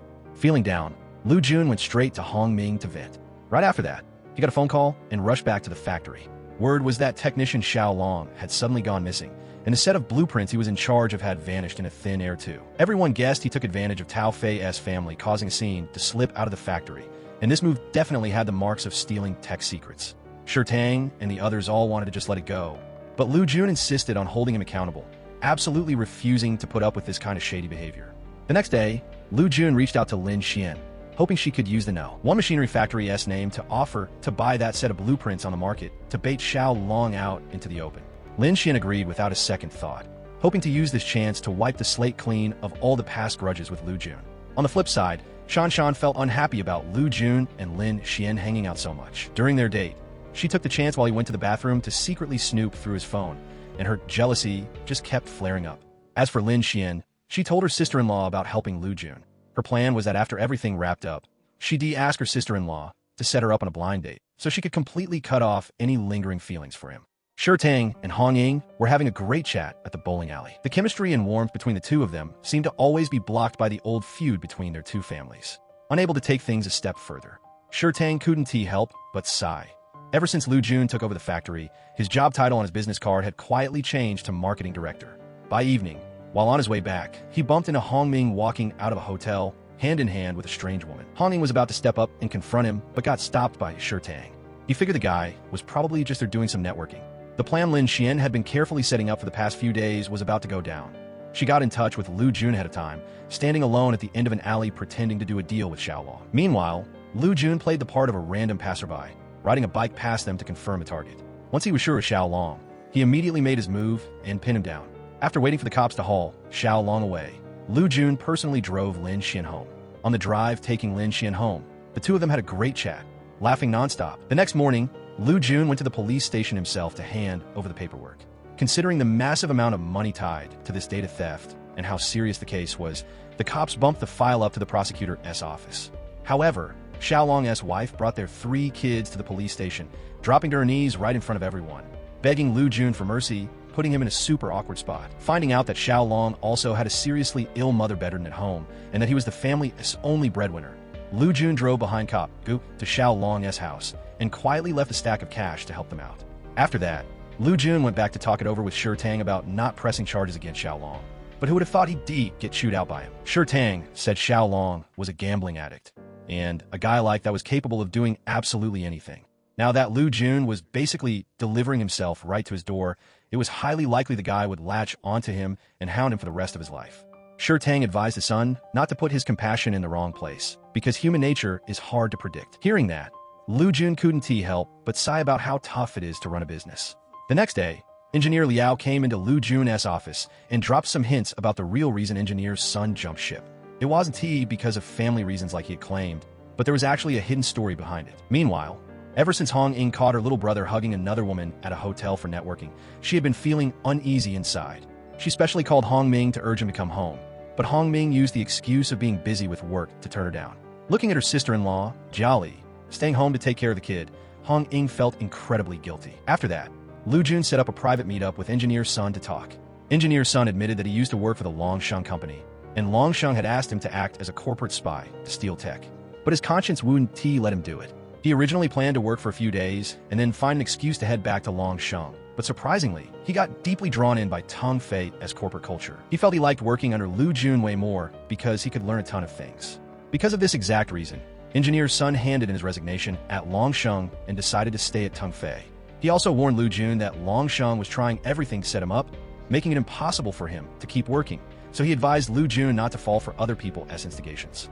One sentence was enough to wake up the dreamer. Lu Jun suddenly realized Engineer Liao was highly likely a spy planted by their rival. When Hong Ming found out about this, he was also a bit shocked. He only had 2 senior engineers in total, and surprisingly, both of them had sketchy stuff going on. Right now, Engineer's son had stayed and was willing to give his all for Tang Fei, but he still needed to be tested further. After that, Lu Jun took Old Chu with him to meet Tao Fei's parents, paying out 50,000 yuan on behalf of the factory, while also pulling another 50,000 out of his own pocket. When Lu Jun walked out of the bank, he bumped into Lin Xian and took the initiative to drive her home. On the way, Lin Xian found out about Lu Jun's tough spot with getting a loan, so she told him about the state bank's credit policies and happened to mention she had a connection who could help speed up the paperwork. Lu Jun was incredibly grateful, but because his mind was totally buried in work, he completely forgot about his date with Shan Shan. Hearing Lin Xian's voice on the phone, Shan Shan got mad and hung up right away. Hong Ming decided to buy a house, so Hong Ying brought over a ton of brochures with different house layouts for her little brother to pick from, and he immediately locked his eyes on a big penthouse apartment. Jiali was a little scared of heights, so Hong Ming planned to take his wife and kid to Shanghai, first to play and stay in a high-rise hotel so she could slowly get used to it. He originally wanted his older sister to tag along too, but Hong Ying lied and said she had to go with her best friend, Sister Z. On New Year's Eve, Hong Ming took his wife and kid to the tallest hotel in Shanghai for the experience. Shi Tang also took this chance to go on a date with Hong Ying. Lu Jun couldn't get a hold of Shan Shan at all, so he just stayed home alone playing the piano. As for Lin Xian, under her sister-in-law's setup, she went on a blind date. In the middle of the night, Lu Jun braved the snow and stood downstairs at Shan Shan's place, but she kept hesitating and didn't pick up the phone. Seeing that, Lu Jun had no choice but to drive away. The new year had arrived, and Lu Jun and Shan Shan were completely broken up, but he still held on to a tiny bit of false hope in his heart, checking his phone every now and then, hoping to get a text from Shan Shan. But in the end, things didn't go his way. On the first day of a new year, Shi Tang's car tires got slashed by someone, making him blow his top, standing in the street cussing up a storm. Lu Jun quickly ran out to stop him. After playing ball, Hua Dong couldn't hold back from complaining to Lu Jun about Lin Yu, saying the guy had a small-time farmer-s mindset, caring way too much about short-term gains and completely ignoring the future. On the flip side, during a meeting at the City S1 machinery factory. Because the factory's recent profits had hit an all-time low, Chiang broke down how Tongfei had successfully secured a loan and their production was running normally. Their products, in both quality and price, totally outclassed the number one machinery. If number one machinery wanted to grab a spot in this competition, the only way was to independently research and develop new products while cutting costs. Right as he finished talking, Lin Xian pulled out a business plan. Clearly, she had gone behind her brother's back to secretly plan this out. However, Lin Yu was dead set against it because researching and developing new products was no walk in the park, and the investment costs for money and manpower were just way too high. Chief Engineer Wang patiently explained the situation with the raw materials, but Lin Yu only cared about the profits and wouldn't budge an inch. In the end, Guang Fa greenlit the plan and suggested setting up an R&D department, demanding it be put into action ASAP. Lin Yu had no choice but to compromise. Hong Ming had picked out a house and took Lu Jun on a tour. He wanted him to buy a place right next door so they could be neighbors, but Lu Jun just laughed it off and said no, saying all his money was tied up in the factory. When Hua Dong heard about the R&D stuff, he quickly shared it with Lu Jun, wanting him to help vet his seminar, but Lu Jun was busy taking his dad for a spin in his newly bought car. Because Hong Ming went out of town on a business trip, Jolly suddenly ran a high fever and couldn't take care of her little daughter, Tao Zi, so she had no choice but to call Lu Jun. At this point, Luo Qing had passed the civil service exam and got assigned to work at the City Planning Commission. He made a special trip back to Tongfei to visit his old co-workers. Hua Dong went to the hospital to pick up Lu Jun, and the two went to a restaurant where they happened to bump into Xishan. Xishan noticed the scar on Lu Jun's pinky finger. After asking around and getting the full story, she went and told Yin Hui all about it, leaving Yin Hui totally shocked that Lin Yu could act so outrageously. Hai Ping went to the clubhouse looking for Lin Yu. Right when Chun Hong was taking care of Dong Bao, Lin Yu was sitting alone in a private room, feeling stressed out, saying he just got a call from Xishan demanding he pull his shares out of Hao Yuan. Hearing her husband say that, Hai Ping felt Hao Yuan had drained way too much of Lin Yu's energy, but Lin Yu knew full well that Yin Hui was trying to cut ties with him. The next morning, Shi Tang found out his tires got slashed again. He was so mad he was dead set on catching the culprit no matter what. To comfort his dad, Lu Jun secretly staked out in the car all night. Right around midnight, he spotted someone acting sketchy, so he flashed his headlights and grabbed the person along with the security guard, only to be shocked that it was actually Annie Fu. It turned out Annie Fu still held a grudge against the Lu father and son, so this was the only way she could get her revenge. But the problem was they were the ones who stole the tech first, knew they were wrong but didn't fix it, and even turn around to bite back. Annie Fu flat out said the Lu family members weren't any good either. Back in the day, Lu Jun's mom dumped her lover just so she could move back to the city to marry Shi Tang. Hearing this threw Lu Jun's heart into a total mess. Shi Tang comforted his son, stressing that his mom was a good person and he was the one who owed his wife way more. Hong Ming went to the bar with Lu Jun to drink their sorrows away. Lu Jun was worried that after getting out, Annie Fu would go right back to her old ways, so he wanted to move. But Shi Tang said no, thinking there was no need to go through all that trouble. Meanwhile, Lin Yu suggested to Guang Fa that he pull out of the number one machinery factory on the condition that he gets the land from the Jinbu factory. After the two sides worked out a deal, Lin Yu left number one machinery while Qian stayed on. Guang Fa had his son tag along with him to pick up some more experience. At this time, Hua Dong asked Lu Jun to go sing karaoke, but Lu Jun was hanging out with Hong Ming, so he politely said no. Hong Ming felt he just couldn't fit in with the rich kid circle. The stuff they talked about was completely different from what he knew. The next day, Hua Dong brought a contract to Lu Jun to team up, not wanting the two families to fight until both took a hit, but Lu Jun turned him down. Right now, Lin Xian and Lin Yu were planning to use that plot of land to build a high-end hotel. As for her, she and her blind date, Little Chun, were looking to tie the knot. Anyway, for both of them, whether it was family background or age, they were a pretty good match, so it was better to just find someone suitable to get through life together. After confirming Lin Xian's intentions, Hai Ping had to respect her choice and gave her blessing. At the same time, Lu Jun offered to sell the R&D patent rights to Hua Dong for just 5 million yuan. When Lin Yu found out, he was totally shocked. Regarding Lu Jun getting ready to sell the tech to Hua Dong, Lin Yu mocked it, thinking this was a stupid move that made zero business sense. In the end, Lu Jun and Hua Dong still reached a deal. He used the 5 million, he just got to buy new gear and research and develop new parts. On the flip side, Hong Ming sharply realized the deeper meaning behind this move. The grudge that had built up for years between the two sides was finally settled right here. Right when the two were raising their glasses to celebrate at the bar, the TV news suddenly cut in, reporting on the World Trade Center's Twin Towers in the US getting hit by planes. This globally shocking September 11th event seriously impacted foreign trade imports, exports, and stock investments. Industry insiders, including Hong Ming, were about to face massive turbulence in the international financial market, and the outlook for the future was suddenly covered by a heavy, dark shadow. Early the next morning, Lu Jun took the initiative to call Xishan using the excuse of tech collaboration to invite the Donghai Group to come check out the new type of equipment his company had developed on its own. After that, he along with engineer Sun and engineer Liao headed to Donghai for a few days and met up with Yunhui. He never expected Yunhui to be the one personally hosting this bidding session. Originally, Shi Tang had set up a blind date for his son, but when he found out Lu Jun was off bidding, he had to apologize to his good buddy, Old Bai. The blind date had to be put on hold. During the bidding presentation, Lu Jun used detailed data combined with tech blueprints to break down and show off the performance perks of the gear. While looking over the tech docs, Yunhui suddenly narrowed his eyes. He spotted a key tech spec that was the exact technical bottleneck the Donghai Group still hadn't been able to crack. Meanwhile, Teng Fei achieved a major breakthrough. At the review meeting, the production manager pointed out potential risks in Teng Fei's production capacity and suggested bringing in a backup supplier. However, Yunhui shot down every objection, firmly stating that only Lu Jun's team could meet his strict quality requirements. Not long after, Lu Jun got the news that the Donghai Group had decided to partner with them. Just when everyone was happily celebrating the bid win, Bing Bing from the credit department of the Industrial and Commercial Bank suddenly dropped by. Bing Bing took the initiative to approach them under the guise of Project Survey and bluntly said she learned about Teng Fei's loan application through a colleague. Lu Jun felt like he struck gold. He immediately pulled out the list of fixed assets and took her on a tour of the core production workshop.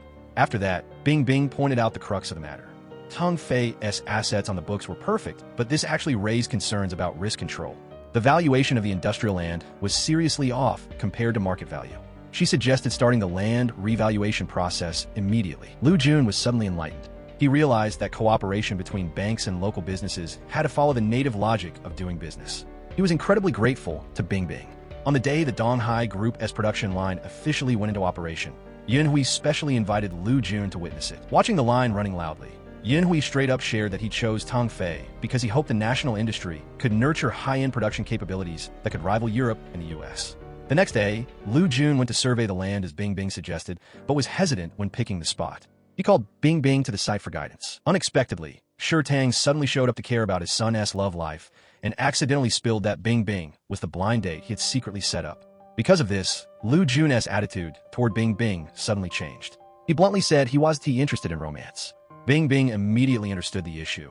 She coolly admitted that she did have a bit of a grudge during their first meeting. But during the work that followed, Lu Jun's serious engineering style and his persistent industrial ambition gradually wiped away her prejudice. So the two reached a silent agreement to keep their relationship strictly professional.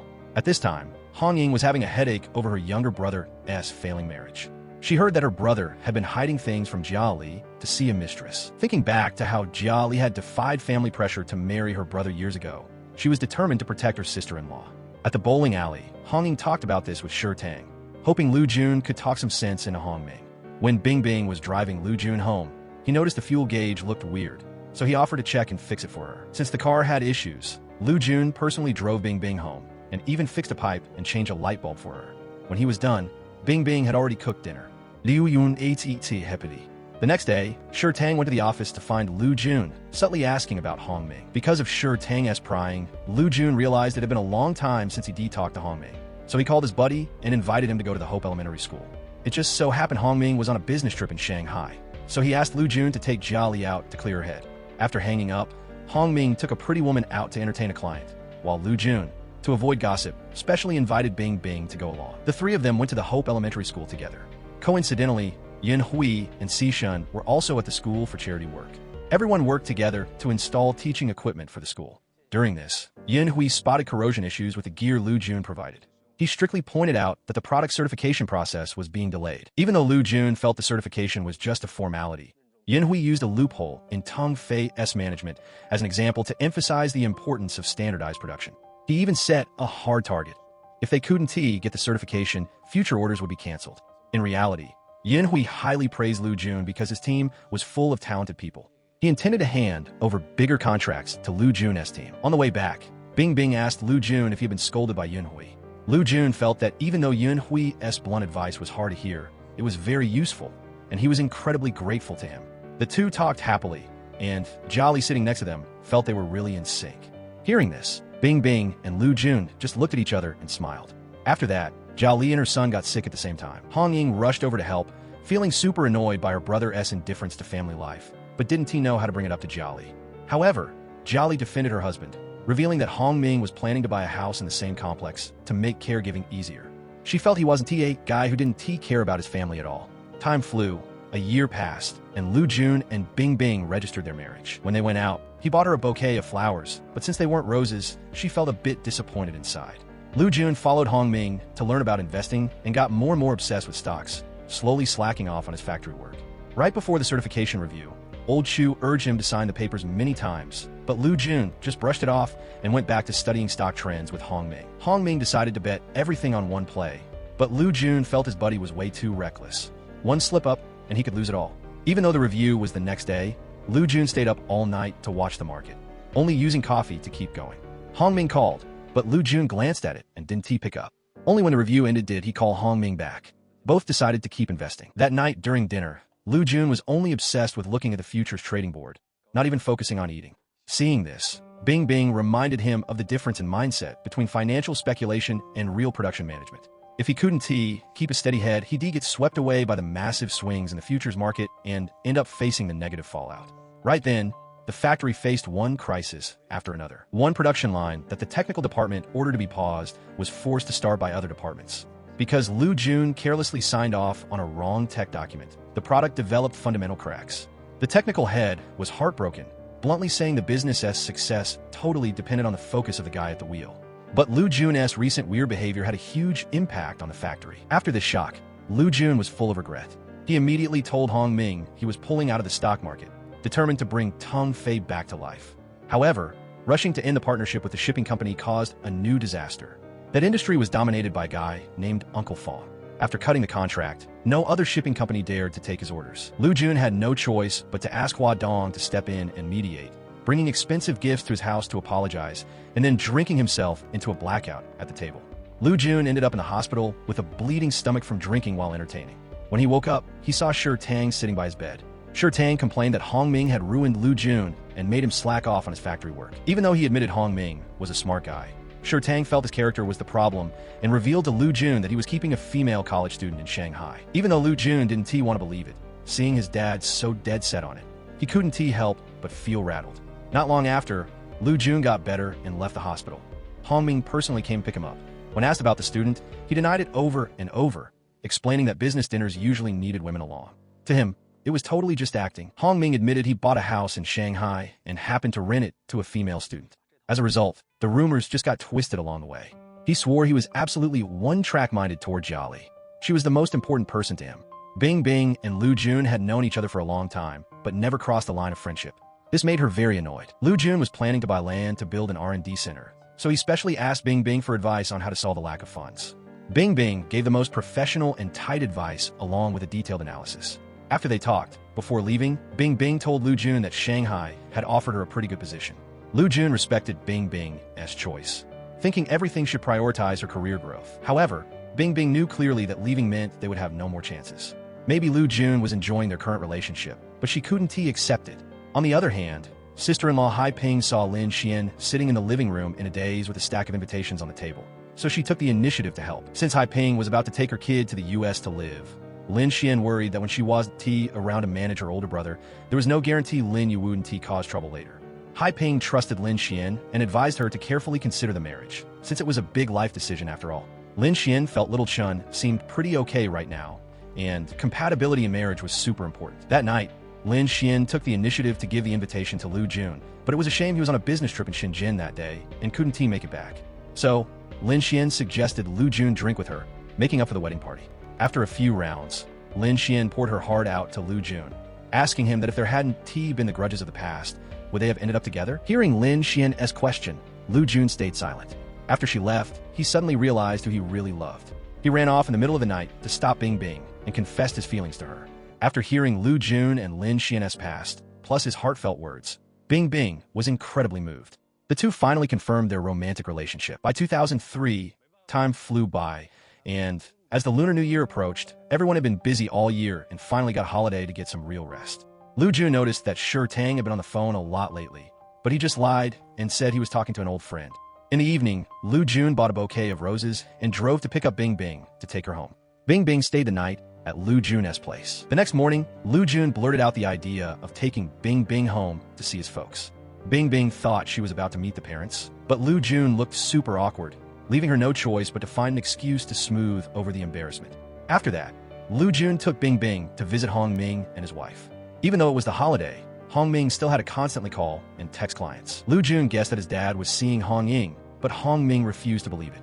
No one understood better than him the humiliation of his older sister being labeled a mistress. After that, Hong Ming took the apples Lu Jun had sent over to Hong Ying's place. As it turned out, at his sister's house, he saw the exact same type of apples and suddenly realized Lu Jun's guess was 100% correct. Hong Ying admitted to her little brother that she really did have feelings for Shirtang. Over the years, she had tried dating others, but she never got that same feeling of comfort. Being that relaxed, Hong Ming couldn't interfere in his sister's love life. Just saying that right now, he couldn't treat Shirtang like family. He hoped the two of them would stay out of his sight, and he just play dumb and let this relationship slide. Lu Jun took Bingbing to visit Hua Dong for the new year. There, they met his current girlfriend, Chun Chi-fan, a partner at the Pu Chung law firm. Unexpectedly, Bingbing and Chi-fan hit it off immediately. The two looked like old friends who hadn't seen each other in ages, chatting enthusiastically about their work. On the flip side, Hua Dong spilled to Lu Jun that Lin was having family issues because his wife, Hai Ping, had filed for divorce, forcing him to fly overseas in the middle of the night to win her back. Early in the morning, old Chu told Shirtang that the newly transferred City Party Secretary Chow was coming to the grassroots level for an inspection. Secretary Chow had specially emphasized the concept of green output value in a meeting. Because their industrial park was considered a key tax hub, the park management was super worried, afraid that something might go wrong during the inspection. In another turn of events, Yin Hui reminded Lu Jun that environmental issues had become the focus of society, but Lu Jun acted very confident. Hong Ming specially chose to return on Jia Li's birthday. Before entering the house, he even sniffed himself to make sure he didn't have any strange scents that would tip Jia Li off to something weird. Since Jia Li had a natural talent for design, she was currently pouring her heart and soul into the landscape design for Lu Jun's new factory. Her design was both clever and fresh. Earning constant praise from Lu Jun, Bingbing felt awkward interacting with Jia Li, who had to live depending on Hong Ming. She coldly watched Hong Ming's forced attempt at showing affection, only feeling that the couple was pretty fake. Lu Jun advised Bingbing not to listen to groundless rumors. Secretary Chow planned to inspect the factories in the park.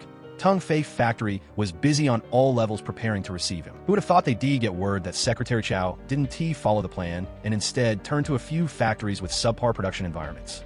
Because the other factories broke the rules, Secretary Chow's face looked terrible, and he stopped the inspection. Lu Jun had no choice but to organize the groundbreaking ceremony himself.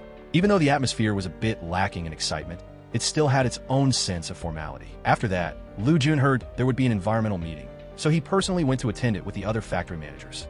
They acted like they didn't care at all about the environment, doing things just to go through the motions.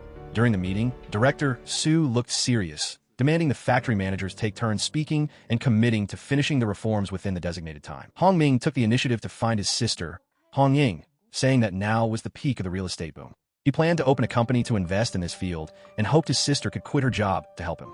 Even though Hong Ying worried that quitting would have a lot of risks, seeing her little brother so fired up, she couldn't find it in her heart to say no. When Lu Jun got home after finishing his studies, Shirtang was worried about the factory's audit. Surprisingly, Lu Jun had already handled it, ordering the finance department to strictly follow the regulations. However, even though the finances were clean, the boss of Lu Jun's environmental equipment supplier suddenly ran off, and the equipment was seized by creditors. The incident happened so suddenly that Lu Jun was burning with anxiety, rushing off on a business trip to the supplier's location, only to find out they had indeed gone bankrupt, and his deposit money had been swindled away too. In an instant, he fell into despair. When Bingbing got home from work, she found Lu Jun lying on the bed with a constant high fever, so she quickly called her mom for help and followed her method to bring his fever down. The next morning, Bingbing personally cooked breakfast for Lu Jun, but he was still crushed. Because this time, not only did he lose the deposit, but even the equipment he ordered couldn't be delivered. Without the equipment, the environmental protection part obviously couldn't pass. A whole string of problems followed, and the pressure was so heavy he couldn't breathe. Right when Lu Jun was having a headache over this, Hong Ming suddenly showed up at the company with good news. He knew a client who was a supplier. The guy happened to go bankrupt and was having a headache because he couldn't sell off his stock of environmental equipment. Seeing the file Hong Ming handed over, Lu Jun opened it and froze. Even though the batch of used equipment Hong Ming brought solved the urgent problem, Lu Jun was still worried about the tech specs not being as good as new gear. With a realistic mindset, Hong Ming advised him to prioritize the business as survival instead of obsessing over ideal technical standards. After weighing the pros and cons, Lu Jun finally accepted the suggestion, which eased the crisis with the factory's dust collection system. Hong Ming keenly caught the explosive growth opportunity in the real estate industry, so he specially invited Lu Jun to vet his investment plan. Through a financial model, Lu Jun pointed out Hong Ming's strategy of using high leverage to amplify cash flow. Even though it could increase profits, the risk coefficient would also increase exponentially. At the same time, Jiali's mom noticed the gap between her daughter and son-in-law was getting bigger and bigger. Secretly worried that their marriage would hit a snag, she urged her daughter to take the initiative to join her husband's work social events to keep the relationship going. That night, when Lu Jun was using a math model to optimize production loss parameters, Bing Bing hit the nail on the head, pointing out that Hong Ming had actually decided to go out on his own a long time ago. Lu Jun's rational analysis couldn't easily shake his buddy's determination to start a business. Taking Bing Bing's advice, Lu Jun felt it made sense. Time moved to 2009, and Tung Fei Factory entered a stage of steady growth. Bing Bing also successfully transferred to the Donghai branch. Hong Ming's siblings took this chance to set up the Hongsheng Real Estate Company. The company was limited in scale, but carried the weight of Hong Ming's ambitions for capital operation. At the opening ceremony, Bing Bing used the excuse of mentioning the rumors about Hong Ming buying a house for a student in Shanghai, not hiding her contempt for his character at all. To bid for the Huabei project, Lu Jun was forced to face the entry barriers from state-owned and foreign-owned enterprises head-on. He specially invited Yun Hui to visit the factory and asked him to help make some connections. Yun Hui bluntly stated that the Huabei group once took a heavy hit because of quality issues from a private company, which made the leadership lose all faith in that sector. However, because he recognized Lu Jun's technical strength, he was still willing to use his personal reputation to vouch for him.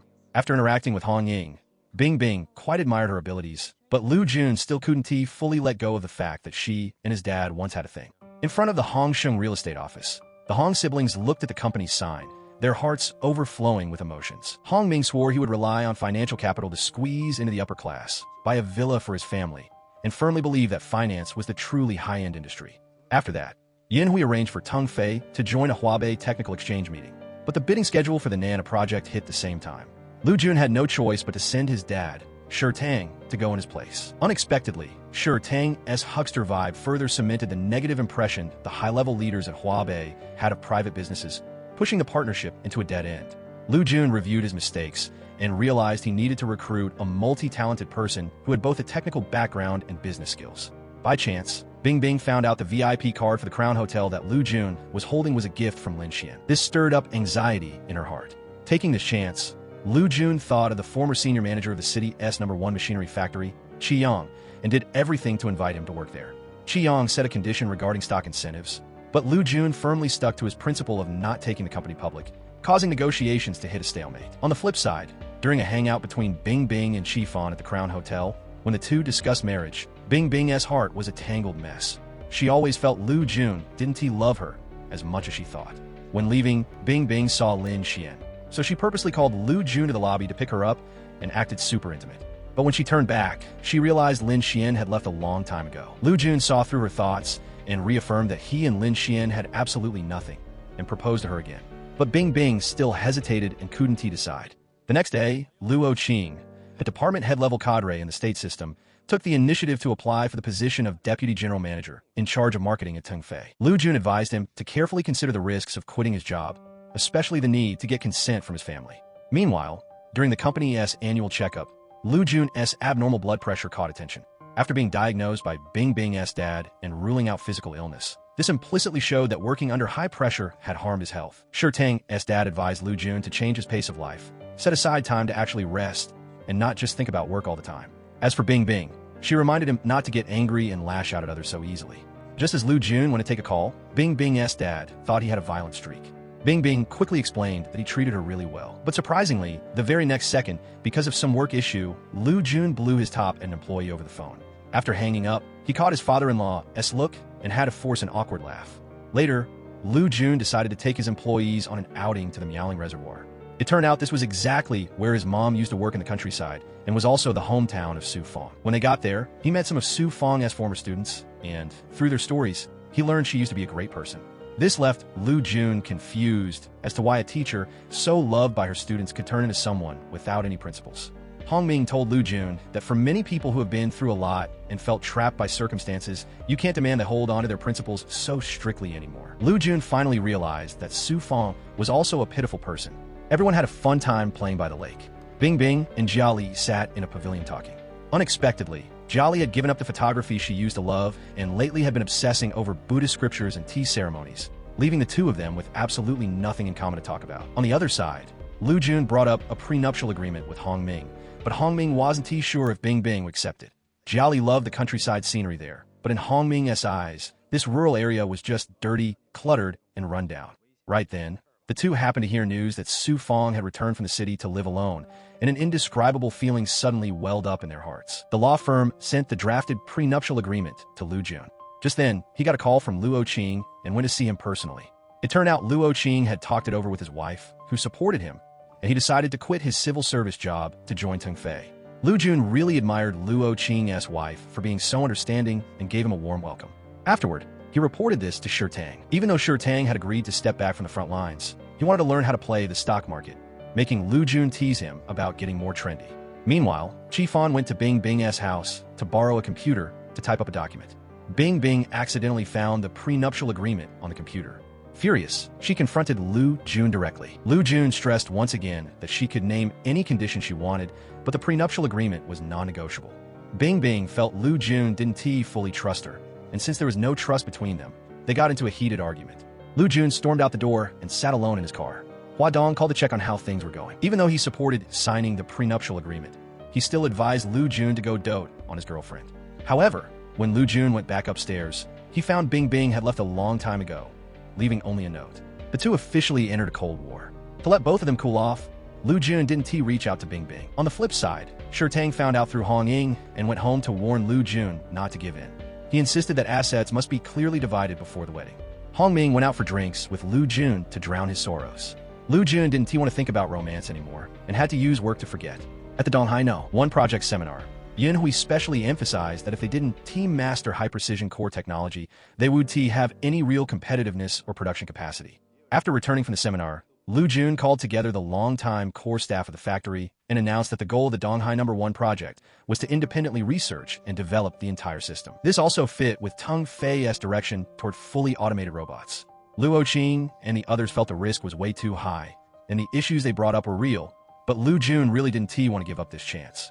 Chi Fan and some friends went out to eat with Bing Bing, using their own experience to offer advice. Meanwhile, Lu Jun went to find Hua Dong for drinks at a bar, taking the chance to ask about the status of Yin Hui's project and wanting to invite him to invest, but Hua Dong wasn't interested at all. After eating, Bing Bing saw Lu Jun's car parked outside and misunderstood that he was out clubbing. She felt super uncomfortable, hating that she couldn't be as carefree as him. Chi Fan told Bing Bing that men and women think totally differently. Most women marry for love, but when men reach the stage where they want to marry, they just feel the person next to them is the most suitable, and they stop caring if there is still love between them. The next morning, employees like Engineer Liao and Engineer Sun found Lu Jun, expressing their wish to find a way to independently research and develop the system together. But Lu Jun didn't seem too happy, thinking that with Teng Fei's current situation, it would be hard to pull off. Because he lacked funds, Lu Jun went to see Yin Hui to present his plan. Yin Hui gave his full support, which lit the spark of hope in him again. As for Hong Ming, he took his wife and kid to the Miaoling Reservoir to look for Su Fong. Because so many years had passed, Su Fong didn't recognize Hong Ming anymore. Through their interaction, Hong Ming found out Su Fong wasn't as hateful as he thought. Plus, nobody is perfect who doesn't make mistakes. He decided to give her another chance. Afterward, Hong Ming picked some vegetables from Su Fong's garden and personally brought them to Lu Jun's house to fill him in on the situation. Lu Jun wanted to help improve Su Fong's life, so Hong Ming immediately thought of old age insurance, preparing to find a suitable way to deliver it to Su Fong. After Hong Ming left, Lu Jun carried the vegetables to Bing Bing's house and helped her clean up. That night, Bing Bing got home, saw the house was spotless, and took the initiative to call Lu Jun, once again stating her point that in marriage, money should be pooled together like her parents' way. But Lu Jun's method made her feel like she was greedy for his assets. Their viewpoints were different, and conflict broke out again. Lu Jun didn't want to argue anymore, so he said he was going on a business trip, but that ended up being misunderstood by Bing Bing as him dodging her. The next morning, Lu Jun boarded a flight to the northwest. He meant to text Bing Bing, but by the time the plane took off, it hadn't sent. Bing Bing called Lu Jun, but no one picked up, plus the signal in the northwest was super weak. Bing Bing was so worried she burst into tears, quickly finding Chi Fan to vent that Lu Jun was about to dump her. After calming down, Bing Bing reflected that it was her own lack of confidence that made things worse. Following Chi Fan's advice, she personally sent Lu Jun an email, checking every day to see if there was a reply. Elsewhere, Lu Jun was surveying the scenery on the northwest grasslands, also thinking about Bing Bing constantly. But because the local signal was too weak, the two couldn't get a hold of each other. Hearing the comments his old classmate, Old Wong, made about him, Lu Jun suddenly realized his own flaws. He hurriedly ended the trip and quickly returned to Donghai. The first thing he did was call Bing Bing. Bing Bing was over the moon, immediately telling Lu Jun to give her the lawyer's number, and she accepted the compromise.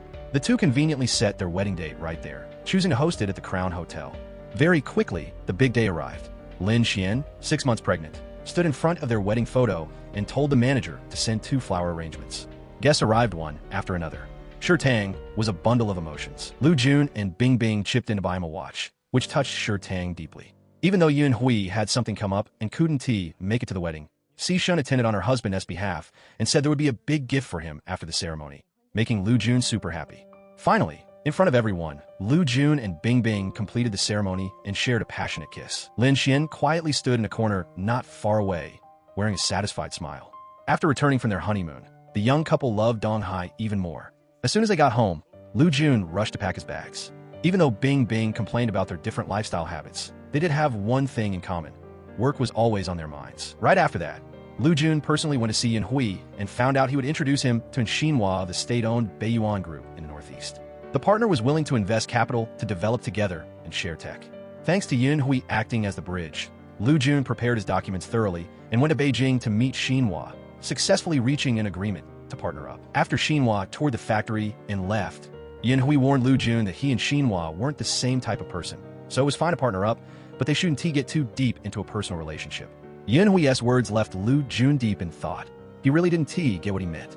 He only cared about practical work and wasn't great at navigating interpersonal relationships. Finally, following Bing Bing's suggestion, he spent tens of thousands of yuan to prepare a watch as a gift for Xinhua. But when they met, Xinhua politely declined the watch. Because he held Teng Fei in high regard, he decided to sign the contract anyway. In the afternoon, Lu Jun went golfing with Xinhua. Through their chat, he learned he had a son. Because his grades weren't good, he was sent to study abroad in Australia right after graduating middle school. Xinhua reluctantly said he neglected his family because he was busy with work. On the surface, he managed a huge group, but in reality, he was only making a dead salary. When Lu Jun returned to Donghai, he quickly received the first round of capital. He also skillfully looked into the losses at the Beiyuan Group, feeling a bit worried inside. Hong Ming and his wife took their daughter to visit Su Fong again. This time, Hong Ming used education fund as an excuse to set up the old age insurance for her. Su Fong didn't know the truth and was moved to tears. The couple was also very touched. At the same time, Hong Ming advised Shi Tang to buy a house in Shanghai as an investment to hold onto his asset's value. Shi Tang was immediately convinced and prepared to treat this house as their nursing home. Not long after, Bing Bing got pregnant, and Lu Jun even went out late at night to buy steam buns for her.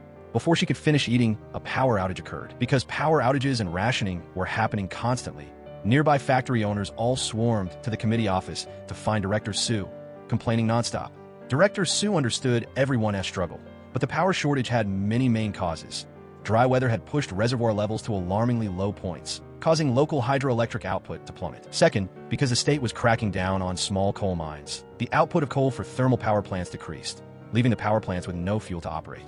Finally, for environmental reasons, the number 3 power plant in Donghai had to shut down for repairs, and with the local substation severely overloaded, it would be hard to improve for a few years. Considering that rolling blackouts would be the new normal in the future, Lu Jun immediately ordered a large batch of generators, willing to take a loss on the investment to ensure they were delivered to the factory as soon as possible. Shi Tang found out and promised his son he would handle the problem. Afterward, he bribed an employee at the Huayao diesel engine factory and learned there was a batch about to ship. Shi Tang went to the person in charge, using every trick in the book soft talk and hard threats, and finally got his hands on the generators, temporarily solving Teng Fei's urgent crisis. However, even though the factory's issue was solved, they were constantly losing power at home, leaving his wife in the dark and cold, which made Lu Jun feel incredibly guilty. Bing Bing suggested moving to the inner city. Her house was smaller, but it had easy transport and a better environment. Thinking about the gap between himself and Hong Ming, Lu Jun felt even more sorry for Bing Bing. Bing Bing did not mind at all. Instead, she comforted Lu Jun. She knew he was even more capable than Hong Ming. Time moved to 2005, and the economic situation in Beiyuan was not looking good. Lu Jun went to the Beiyuan Group to attend a seminar. Every department was eagerly looking forward to Teng Fei's products. And Xinhua understood that scientific research was not easy, so he was willing to give Lu Jun more time. Just make sure the product quality is solid, he said. Lu Jun was super grateful, even though Xinhua showed patience and did not pressure him on the research and development timeline. The second round of funding had not been fully raised yet.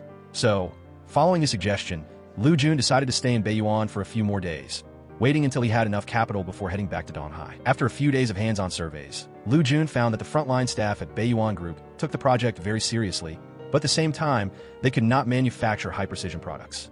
Therefore, right after returning to Tingfei, he immediately notified Luo Qing to start rolling out the market plan for the Donghai No. 1 project.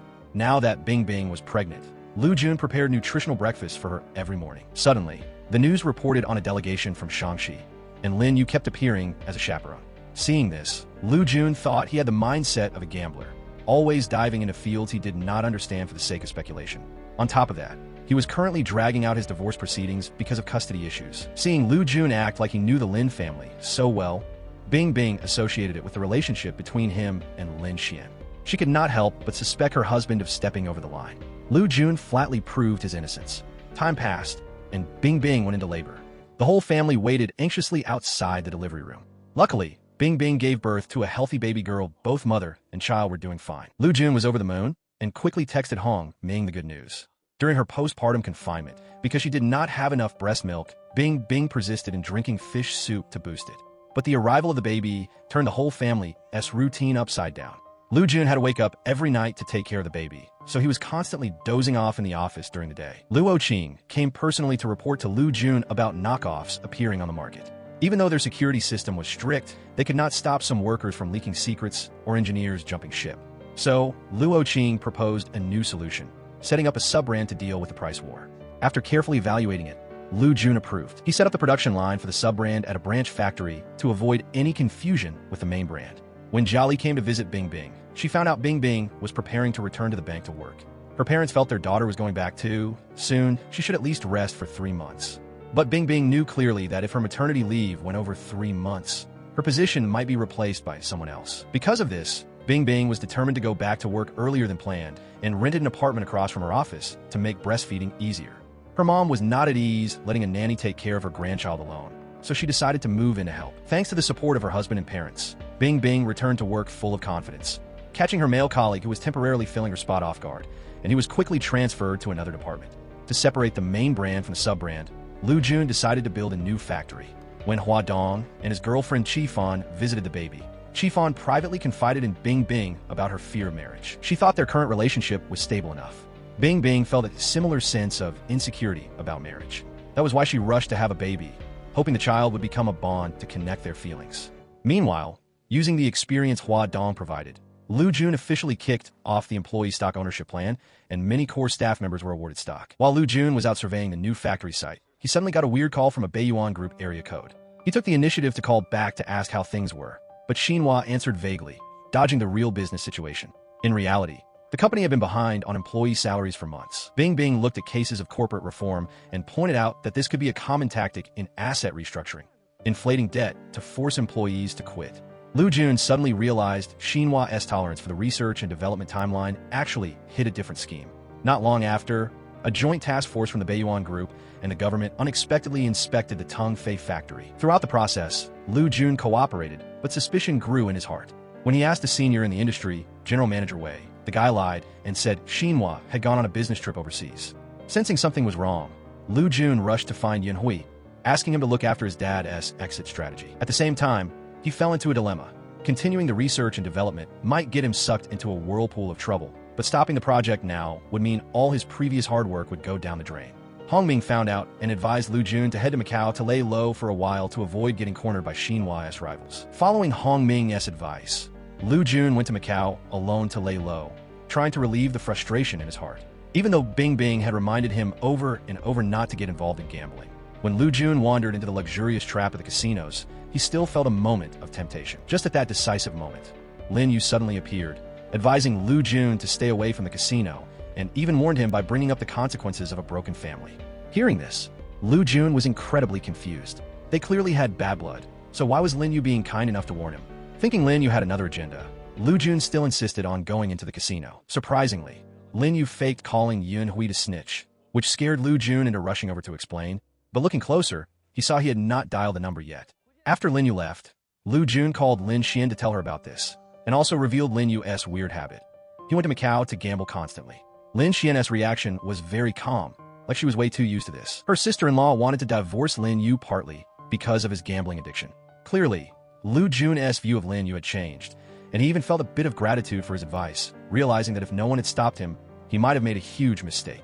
Lin Xian hinted that maybe her brother did not want to see an industry talent like Lu Jun go down the wrong path. Lu Jun stayed silent for a moment, then said Lin Xian was a very good friend and hoped she would be happy in the future.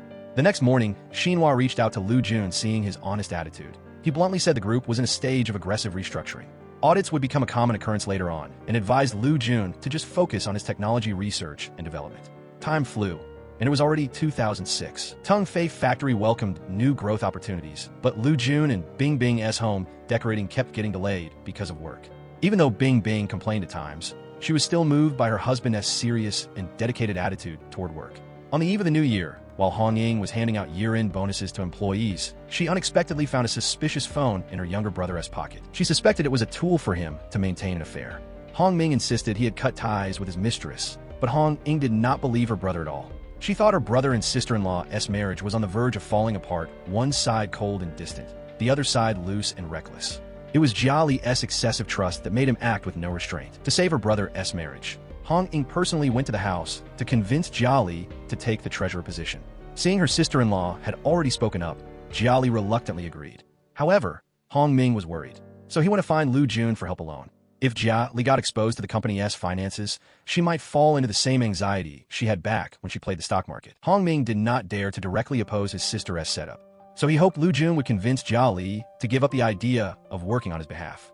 Overhearing the conversation, Bing Bing felt Hong Ming was actually afraid that his wife would get in the way of his affairs once she got out into society. But Lu Jun still firmly believed in his buddy's character. The next day, the two couples took their kids out to eat. Lu Jun tactfully advised Jia Li to give up the financial job. Surprisingly, Hong Ying had already anticipated it and blocked every reasoning. Seeing the deadlock, Bing Bing did not want to make things hard for her husband, so she used a professional angle to analyze how complex the treasurer's work was, telling Jia Li she would have to deal with complicated refund processes and even argue to protect rights. It was these words that finally made Jia Li personally turn down the offer. Meanwhile, Xinhua apologized to Lu Jun for delaying the third payment and bluntly said that the capital chain would stay tight until the restructuring was finished. Facing the hardship, Lu Jun made a shocking decision.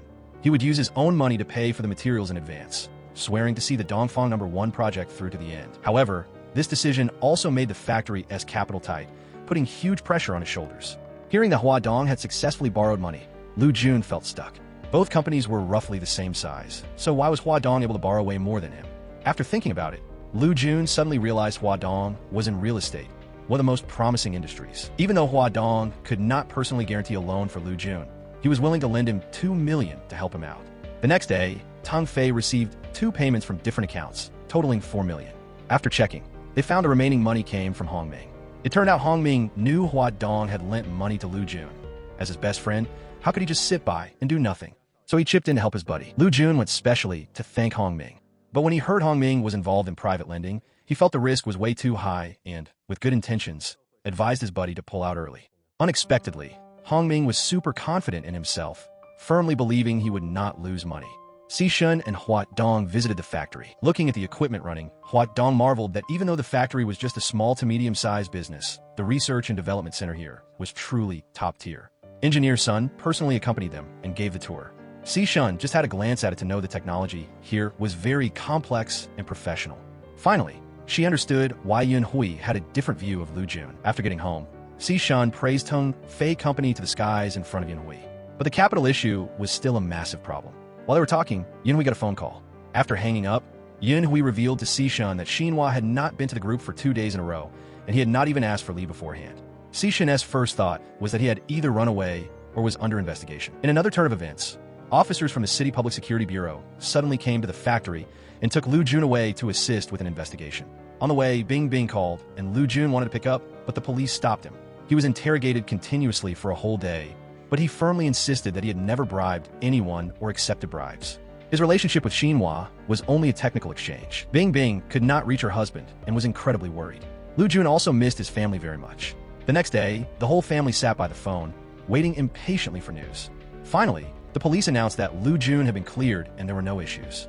because Xinhua was involved in many crimes and almost dragged Lu Jun into it. Yunhui felt a bit guilty. After all, he was the one who had introduced Xinhua to Lu Jun. Moreover, in the last 2 years, Lu Jun had only focused on research and development, so the factory's growth was a bit slower compared to others. That night, Lu Jun sat alone in the living room dazed. Bing Bing took the initiative to comfort him. The person he admired, Yunhui, had a nickname, Non-Stick Frying Pan. It meant no matter how deep the relationship was, as long as there was risk, he would immediately draw a clear line and never get tangled up. In short, Bing Bing hoped Lu Jun would stop tormenting himself over Xinhua's situation and just do his own job well. Thanks to Bing Bing's words, Lu Jun regained his spirit and returned to the factory, making everyone incredibly happy. Shirtang brought good news. The government had specially approved loans for small businesses on the condition that they had a national-level patent before the end of the year. Even though this was a piece of cake for Teng Fei, it required a person of influence to provide a referral to qualify for registration. Lu Jun immediately thought of Yunhui and went personally to present the matter. Engineer Su found Luo Qing to demand he order production. But Luo Qing was also in a tough spot because the funds had not arrived, making production impossible. Yunhui did not expect that Teng Fei could not even borrow 6 million. After understanding Lu Jun's hardship, he gladly agreed to help and introduced Xishan to his factory. Bing Bing got home and saw Lu Jun smiling, guessing that the funds had arrived. Lu Jun ate a quick meal and immediately went back to the factory to discuss and calculate with Xishan. Everyone worked until midnight, and Yunhui came to Teng Fei early in the morning to pull Lu Jun aside to talk. He said the newly appointed President Tian at the Beiyuan Group had suddenly called him, even sending people over, promising that after the restructuring, Beiyuan now had the capacity to complete the research in stages. In reality, they wanted to push Teng Fei aside to partner directly with the Donghai Group. Facing the situation, Yunhui had reason to suspect that Teng Fei's research documents had been leaked, and Beiyuan had stolen their early-stage research results as their own. Therefore, Yunhui had to publish the research results before the end of the year. Otherwise, the Donghai Group might choose to partner with the Beiyuan Group. Lu Jun went home and told Bing Bing about this. Bing Bing thought someone like President Tian, who specialized in stealing credit at the last minute, was definitely no ordinary person. Bing Bing's words gave Lu Jun a hint. He suddenly realized that during the research and development partnership with Beiyuan, their data had been leaked by professors who had signed non-disclosure agreements. However, when Lu Jun asked the relevant technical staff, everyone denied it. Only Professor Zhang told Lu Jun the truth. Beiyuan had indeed offered a high price to buy the data, but he had refused out of consideration for the breach of contract. It was hard to guarantee that others would not sell out Teng Fei for profit. Therefore, Lu Jun gathered everyone for a meeting to clearly state the current tough situation. On one hand, data had been leaked and funds were tight. On the other hand, they had to successfully complete the research before the end of the year. Moreover, according to Lu Jun, the Beiyuan Group was very likely to poach Teng Fei's talent and seize 3 years of hard work. They could only speed up the research and stop all their effort from going down the drain. But the factory's situation, along with Lu Jun's stubbornness toward technology, caused internal disagreement. Luo Qing felt Lu Jun should not have told the R&D staff the actual situation, which made Teng Fei factory fall into a crisis. Others also had negative attitudes and differing opinions. Afterward, Lu Jun and Luo Qing went to find a solution and quickly borrowed 10 million, which lifted everyone's spirits again. Xishan knew clearly that this measly 10 million would not last long. She used her experience as a predecessor to remind Lu Jun that his most important role right now was to be a decision-maker. When facing risk, he had to prioritize the interests of the majority. After getting home, Xishan told Yunhui about Lu Jun's situation, but Yunhui was not worried at all. He was certain Lu Jun would be able to pull through and really appreciated the stubborn streak of tech people like him. Even if he really could not hold on, he would still be there to help him. Xishan smiled. It was clear he could have helped Teng Fei earlier, but he just had to wait until the last minute to step in. Engineer Su was unhappy with Lu Jun playing favorites and complained with a few employees in the office. Luckily, Lu Jun talked to them tactfully and finally comforted them. Luo Qing criticized Lu Jun for spending that money, but Lu Jun understood the logic well and hoped to get Luo Qing's support. On the flip side, Bing Bing had an argument with Lu Jun, blaming him for spending half the money on R&D, leaving the factory in such a miserable state. Not to mention the family situation, the child was scared by their fighting and cried loudly. Lu Jun looked at his wife and child with eyes full of guilt and left alone. Lu Jun had just returned to the factory when he was pulled into the R&D room by Engineer Sunday. It turned out their research data was a success. To ensure accuracy, Lu Jun entered even more complex commands. Surprisingly, the equipment completed the task perfectly. Cheers erupted in the R&D room. Bing Bing came to find Lu Jun. Hearing the good news, she ran over. Everyone was moved to tears. Luckily, they had always persisted in their faith and never gave up. Lu Jun read his wife's text. If you fail, Just come home. I'm willing to support you." Touched, the two hugged each other tightly. At the Second National Science and Technology Innovation Awards, Lu Jun personally went on stage to accept the award. Sitting in the audience, Hua Dong was truly happy for his good friend. Guang Fa told his son Hua Dong that the expert who accepted the award alongside Lu Jun had betrayed Teng Fei. But even so, for the sake of Teng Fei's development, Lu Jun did not expose him. He had gone from someone with a moral germophobia years ago to now having to get his hands dirty. Afterward, Jolly took the initiative to meet Lu Jun and gave him the money she had saved for many years. She hoped he would open a separate bank account to deposit it, worried that if Hong Ming got into trouble, this money would be safer. Lu Jun comforted Jolly, telling her not to overthink it. By chance, Bing Bing's best friend caught this scene. Bing Bing said at home questioning Liu Yunya. After knowing the ins and outs of the story, she felt Jolly's worries were not unreasonable. Lu Jun and Hua Dong played ball on the court. Hua Dong said the city's #1 machinery factory was expanding its workshop, and the old land had been taken by Lin Yu for real estate and was developing very fast. Near the Lunar New Year of 2007, Lu Jun wanted to invite his dad home for New Year, but Shi Tang was in Shanghai with Hong Ying. Lu Jun had prepared everything to spend the New Year with his dad, but Shi Tang was busy dating and had specially booked a Shanghai restaurant to enjoy their private world. Lu Jun helped Bing Bing put up New Year couplets. She couldn't help but sigh that since retiring, her father-in-law knew better how to enjoy life than busy young people like them. Even though she said that, Lu Jun still couldn't understand why Shi Tang, who previously cared the most about Teng Fei Group, didn't even ask about it after retiring. Bing Bing told him, now he's either busy playing the stock market or he's in love. Right as he finished talking, Hong Ming called to ask for a loan to help with his cash flow, promising to pay back both the principal and interest within 20 days. Remembering how Hong Ming had stepped up to help him during his own tough times back then, Lu Jun took out the $3 million in cash he had on hand. He had no idea that after hanging up, Hong Ming was actually out on a date with a young girl. During the 2007 Lunar New Year, Lu Jun and Bing Bing moved into their new house. Hong Ming and his family came personally to visit. While chatting, Lu Jun revealed to Hong Ming that Jia Li had opened an account and was depositing money into it regularly. Hong Ming did not pay it any mind, saying the money he gave her was really just to put her mind at ease. Shi Tang went to his son's office. Looking down through the glass window at the long row of luxury cars parked below, he muttered to himself that Lu Jun paid his employees too much, which was why they had the money to buy such fancy cars. After that, Shi Tang bragged to Lu Jun about the profits he made from stock trading. The numbers in his account made him see his dad in a whole new light. After Shi Tang left, Lu Jun held the first regular meeting after the new year. Everyone was in a great mood, and the atmosphere was super cheerful. Following the suggestion from Luo Qing and others, Lu Jun decided to export products overseas and thought about asking Hong Ming for help. He also renamed the Donghai #1 project to F1. This move breathed new life into the project. On the flip side, Qifan wanted to buy a villa, but hit a snag because the model home had already been dismantled. Bing Bing had no choice but to take her to tour Jia Li's residence. During the tour, with her sharp intuition, Qifan deduced from the villa's strict security system that Hong Ming's business was not limited to just real estate, but had expanded into mortgage lending. This observation skill made Bing Bing feel ashamed of herself. That night, Hong Ming brought a whole suitcase of cash, personally handing the interest to Lu Jun, facing profits that far exceeded his expectations. Lu Jun was shocked. Hong Ming took the chance to offer to manage his idle capital for him, analyzing everything clearly. It just so happened that Bing Bing walked by and overheard their conversation. Seeing that Lu Jun felt awkward but could not easily refuse, she purposely said loudly that Shi Tang also had a share in that money. This forced Hong Ming, though unwilling, to give up. Afterward, Bing Bing gossiped with Lu Jun about the security camera system in the villa, but he did not think much of it. Late at night, Jolly saw Hong Ming was still working hard, so she got up to prepare a late-night snack for him. Suddenly, she looked up and saw a suspicious figure outside the window. In a panic, she accidentally cut her hand. After security checked and confirmed no one was there, Jolly worried that Hong Ming had made enemies outside. Hearing this, Hong Ming tried to stay calm, gently comforting his wife. Just when the whole world thought the financial market was in a good stage and everyone was rushing into a stock fever, the stock market suddenly hit bad news. Shi Tang's capital evaporated in the blink of an eye. Hong Ming quickly called to advise him to cut his losses. At the same time, Hong Ming was also watching this unfold. Even though he did not play stocks anymore, many bosses who borrowed money from him were involved in stocks, and he feared that customers would have trouble paying back their debts later. At a government land auction, Lin Xian and Hua Dong competed by bidding against each other.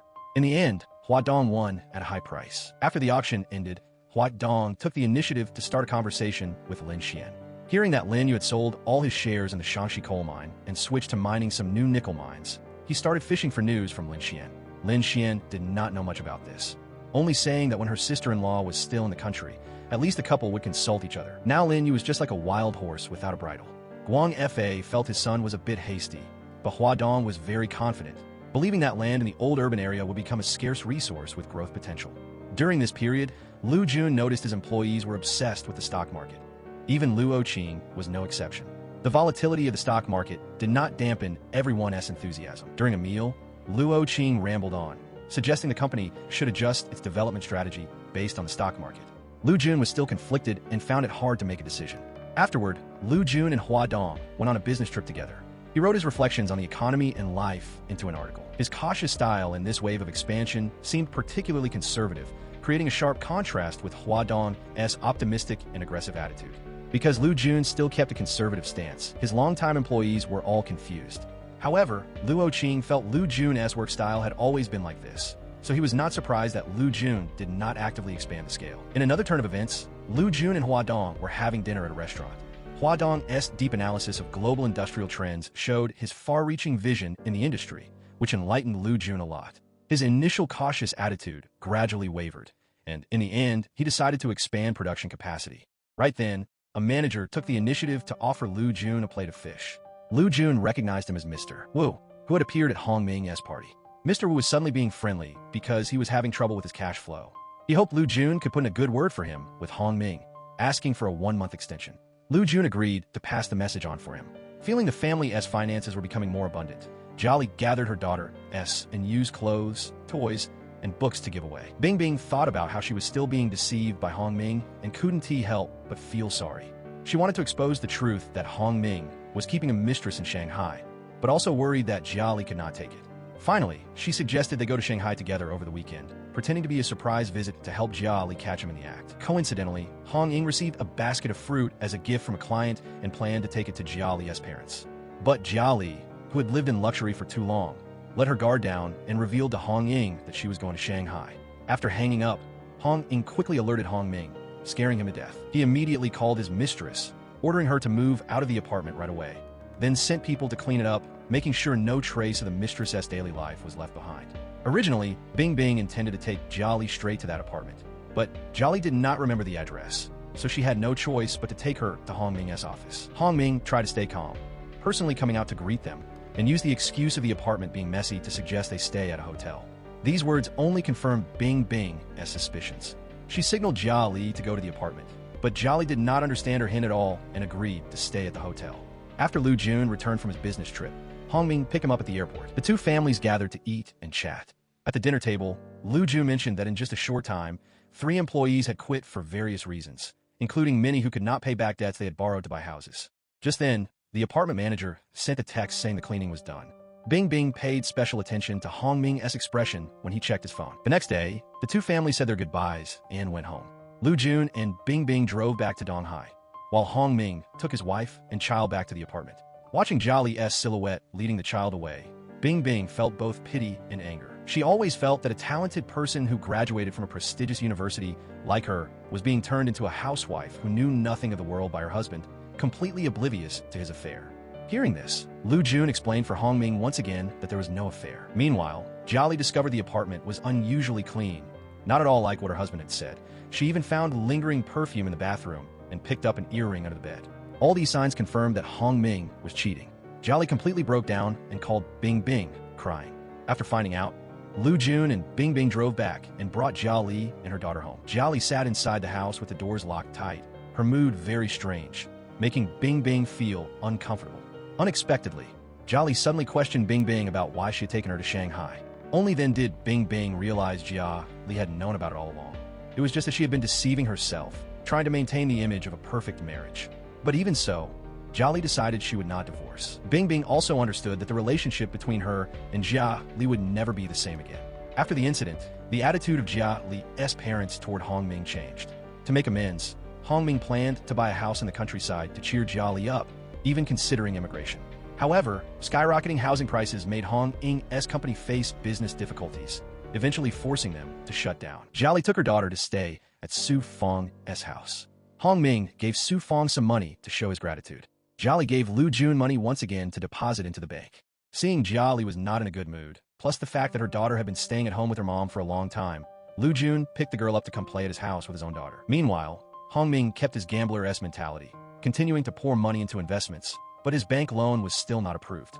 At his wit's end, he had to go to Lu Jun to borrow $6 million. Lu Jun said Tung Fei was in the middle of expanding its heat treatment center, so he had no cash on hand, but he could help Hong Ming open a letter of credit valid for 3 months, temporarily solving his urgent problem. On the other side, Hong Ying called Jiali, but no one answered. She was worried about her sister-in-law's mental state. As for Shi Tang, he continued to watch the stock market, firmly believing it would recover sooner or later. However, Hong Ying was very knowledgeable about the real estate market. She knew that the continuous drop in housing prices would definitely affect the stock market, and the situation was not at all as optimistic as he thought. At this time, Hong Ming came home but could not find his wife and child.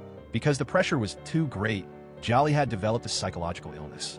While walking alone in the supermarket, she saw a hairpin and remembered the one her husband had bought for years ago. In a moment of distraction, she forgot to pay and was caught by the supermarket because they suspected she was stealing.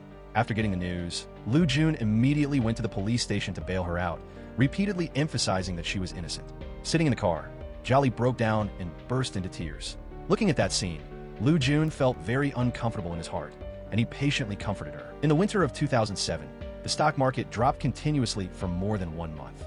Shi Tang was extremely worried. He decided to sell all his stocks as soon as the market showed signs of recovery. However, Hong Ming was still optimistic about the economic situation. He poured a large amount of capital into building construction and even took high risks by holding shares in his name for a few clients. Hong Ying knew her younger brother had borrowed money from loan sharks, and feeling the risk was too high, she advised her brother to stop. But Hong Ming thought that he had been too poor in the past, so now he had to hold on to any opportunity very tightly and definitely could not go back to the old days. While playing ball with Hua Dong, Lu Jun could not help but complain about his father being too obsessed with the stock market. Hua Dong appeared understanding and gave him an evaluation report for reference. Suddenly, Hong Ming called, saying that his capital problem had been solved. Lu Jun always felt something was not right, but seeing that Hong Ming appeared very objective, he did not look into it any further. That night, Lu Jun sat at home organizing his thoughts, trying to predict economic trends but still did not have any clues. Bing Bing told him that no matter how the economic future turned out, he still had to manage the factory based on the immediate reality. Moving forward or stepping back simply had no choice that was ahead of its time. Lu Jun understood what Bing Bing meant, but he just felt less confident. Since starting to expand the center, he was always in a state of worry, feeling anxious and restless all day long. Bing Bing tried to make the atmosphere more cheerful to encourage her husband. Time moved to 2008, and Sister Wei, an old colleague, took the initiative to find Hong Ying. Hearing that she was raising capital for loan sharking, she also had the idea and immediately invested $700,000 from her family savings. After having sold all his stocks, Shi Tang felt extremely comfortable. Hong Ying went to Shi Tang to invite him to invest in her younger brother's project, but was rejected. To get away from the trouble, Shi Tang quickly ran to find Lu Jun, wanting him to help think of a way to spend all $5 million in his hands quickly. Lu Jun casually mentioned buying a house, and he did not expect Shi Tang to take it seriously. He used $4 million to buy a luxury villa outright, and even personally led Lu Jun and Bing Bing to tour it. On the contrary, Hong Ying was sulking because Shi Tang refused to lend the money. Hong Ming reminded his older sister not to place hope in Shi Tang. He only chose Hong Ying because at his age it was not convenient to look for young girls, but he did not like the old women of the same age around him, so he did not have any sincerity at all. Shi Tang also revealed to Lu Jun that Hong Ying had not bothered to pay attention to him for a whole week. The reason was that he did not trust Hong Ming's project, and even more so, did not want to have any economic involvement with him. Shi Tang personally went to find Hong Ying and spoke the truth about his worries.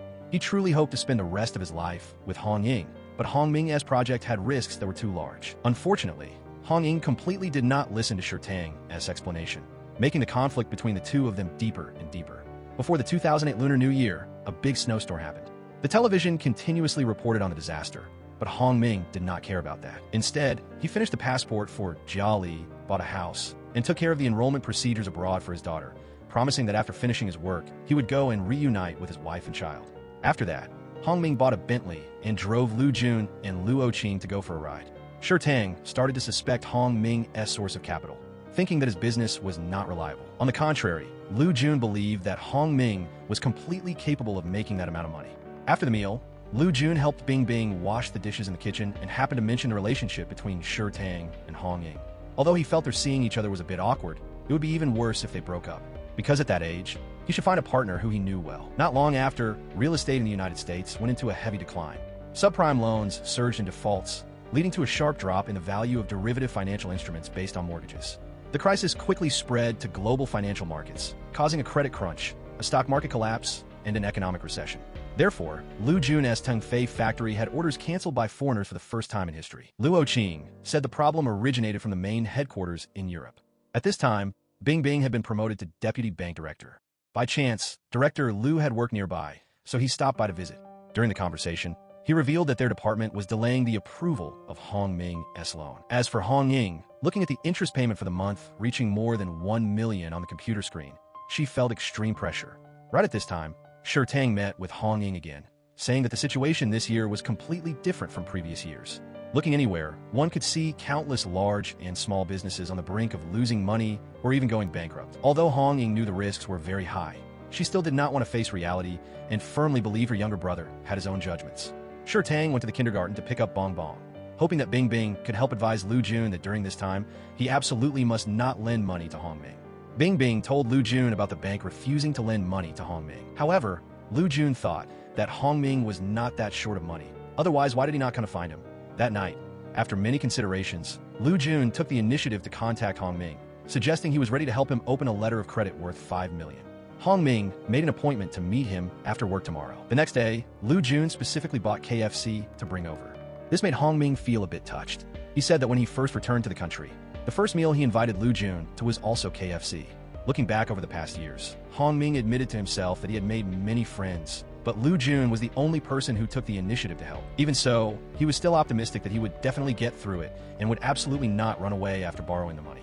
But right now, the thing Hong Ming was most uneasy about was his wife and child. So he asked Lu Jun to take Jia Li and their daughter to Australia for him.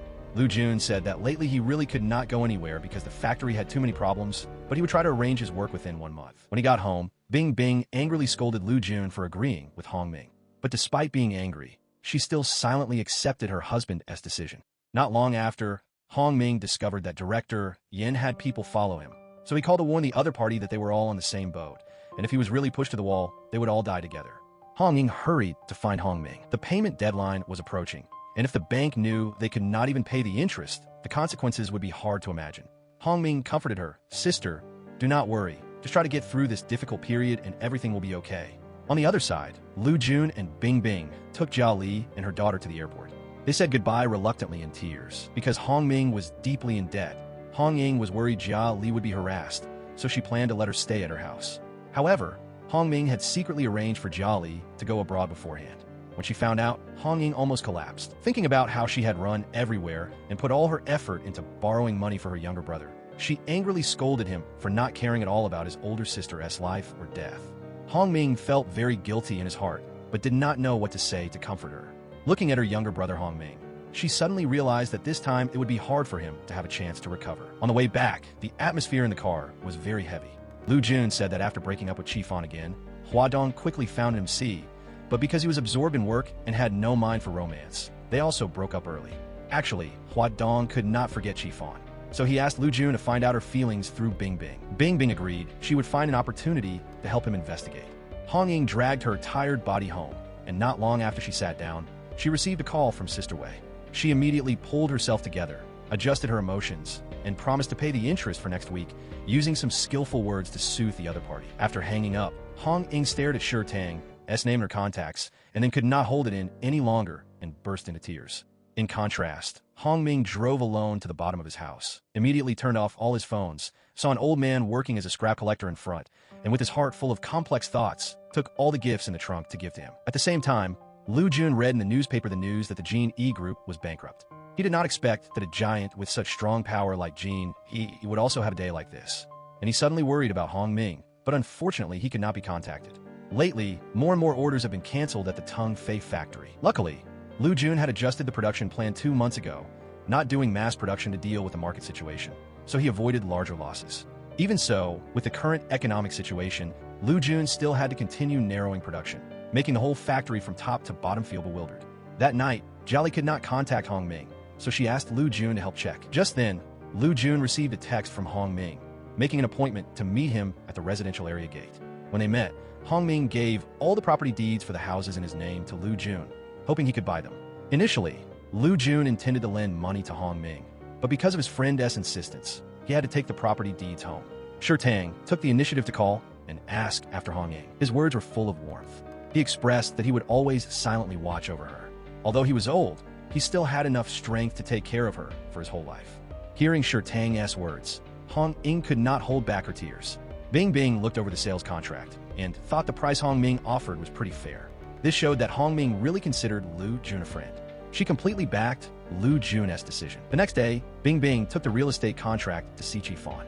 Once she confirmed the paperwork was all there and there were no issues, she felt a bit relieved, but she still felt like these things were a hot potato. Seeing the fresh flowers on the windowsill, Bing Bing knew Chi Fan and Hua Dong had gotten back together. While they were talking, an earthquake suddenly hit, and the two of them rushed outside. Later, the television reported on the earthquake in Wenchuan, which had a huge impact on the whole country.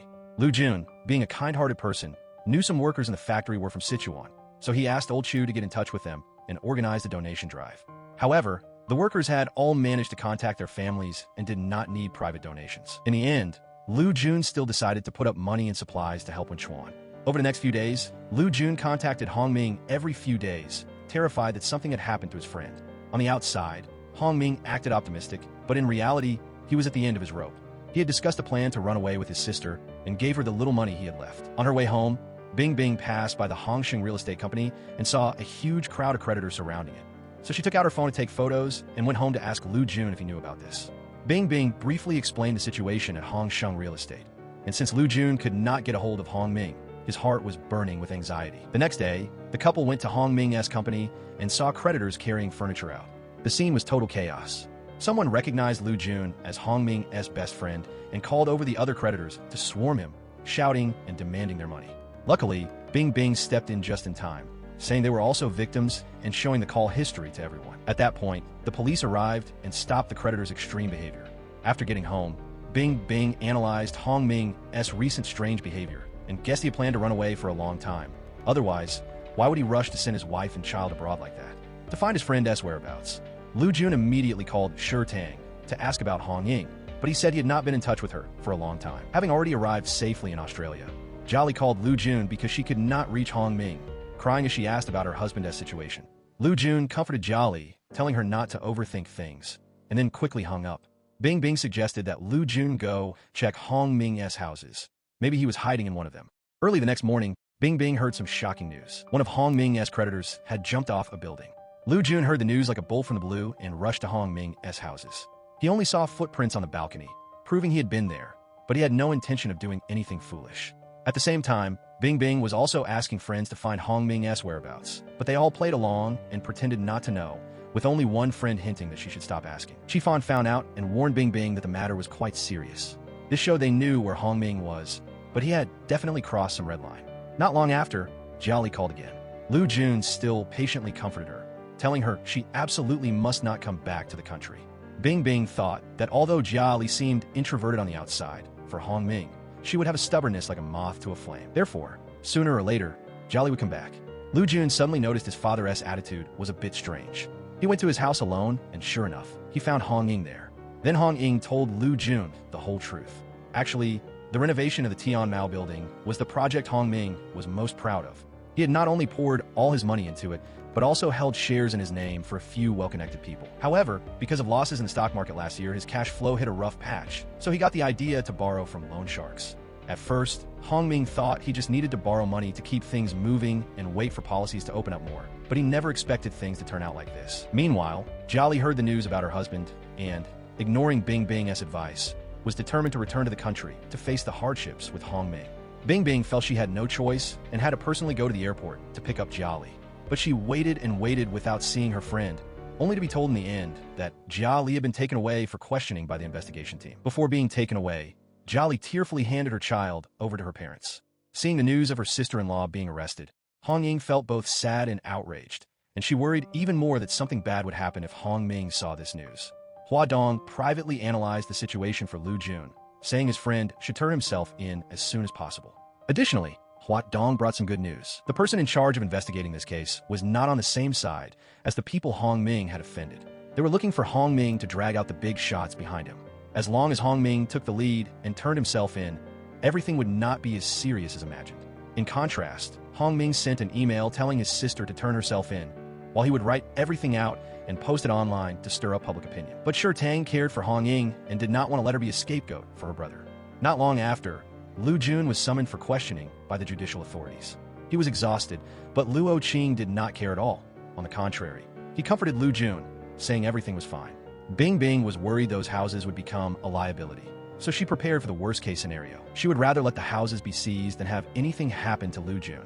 After a detailed investigation, the police confirmed that the real estate transaction between Lu Jun and Hong Ming was a normal deal. Right then, a post about Hong Ming suddenly appeared online. He had exposed the whole inside story in extreme detail. Qifan thought that Hong Ming himself was the one who wrote that post. At the same time, as Lu Jun stepped out of the police station, he saw Hong Ying coming to turn herself in. Outside the police station, Hong Ying told Lu Jun that at first, she did not understand why her brother had to bet everything without leaving himself a way out. Only now did she understand that Lu Jun was the way out and the hope for her brother. Thanks to these words from Hong Ying, Lu Jun realized Hong Ming had prepared early and that he was definitely still in Donghai. Later, while Lu Jun was leading the police to a villa for an investigation, he suddenly got a call from Hong Ming. Hong Ming told Lu Jun to hand the phone to the police and then confess to all his crimes. However, he had no intention of turning himself in at all and even had the idea of ending it. The police were extremely worried, hoping Lu Jun could convince Hong Ming to give up that idea. But no matter how much Lu Jun tried to talk him out of it, Hong Ming was determined. He could not accept having to live in prison for the next 20 years. And even more, he did not want to watch everything go back to zero. In the end, Lu Jun failed to stop him and tearfully said his goodbyes to Hong Ming. As for himself, Hong Ming put Jia Li's photo in his pocket and left a suicide note filled with emotion. Not long after, the police pulled Hong Ming's body from a nearby lake. Bing Bing applied for bail for Hong Ying and Jia Li so they could handle his funeral arrangements. Lu Jun went alone to Hong Ming's first house, remembering the days they spent together when he had first returned to the country. Seeing his friend's photo, Lu Jun slumped down in a corner and burst into tears. After being released on bail, Hong Ying found out her brother had died and was in extreme pain. Meanwhile, Jia Li could not accept the truth at the moment. Her spirit completely collapsed, and she had to be hospitalized for an emergency. When Lu Jun and Bing Bing went to visit her in the hospital, they heard that Jia Li had fainted again because of Hong Ying's scolding. Jia Li's parents were elderly, and her father's health was not good. Hearing that the two of them planned to take her and her daughter back to their hometown in a small county, Lu Jun worried the education environment there could not compare to the big city. So in his haste, he suggested adopting Tao Zi, completely ignoring Bing Bing's feelings. After getting home, Bing Bing angrily scolded Lu Jun. But when she heard him talk about the past between him and Hong Ming, she had a moment of compassion and finally agreed to bring Tao Zi home. After Hong Ming's funeral was over, Hong Ying went back to the police station, faced the upcoming investigation and trial. Hong Ming's death and his post caused a massive wave of public opinion, leaving the high-level officials involved with nowhere to hide, and they were taken down one by one. However, just because this storm quieted down did not mean the economy would pick up. A new wave of financial crisis hit. Large and small businesses were all in danger, and even Huadong was no exception. Because the homeowners in Phase 1 had bought houses at high prices, the sudden sharp drop in house prices in Phase 2 made them extremely dissatisfied, and they flocked to the sales office to cause trouble. Huadong was a mess and went to Lu Jun to drink his sorrows away, mentioning the financial crisis and advising Lu Jun to consider laying off employees soon.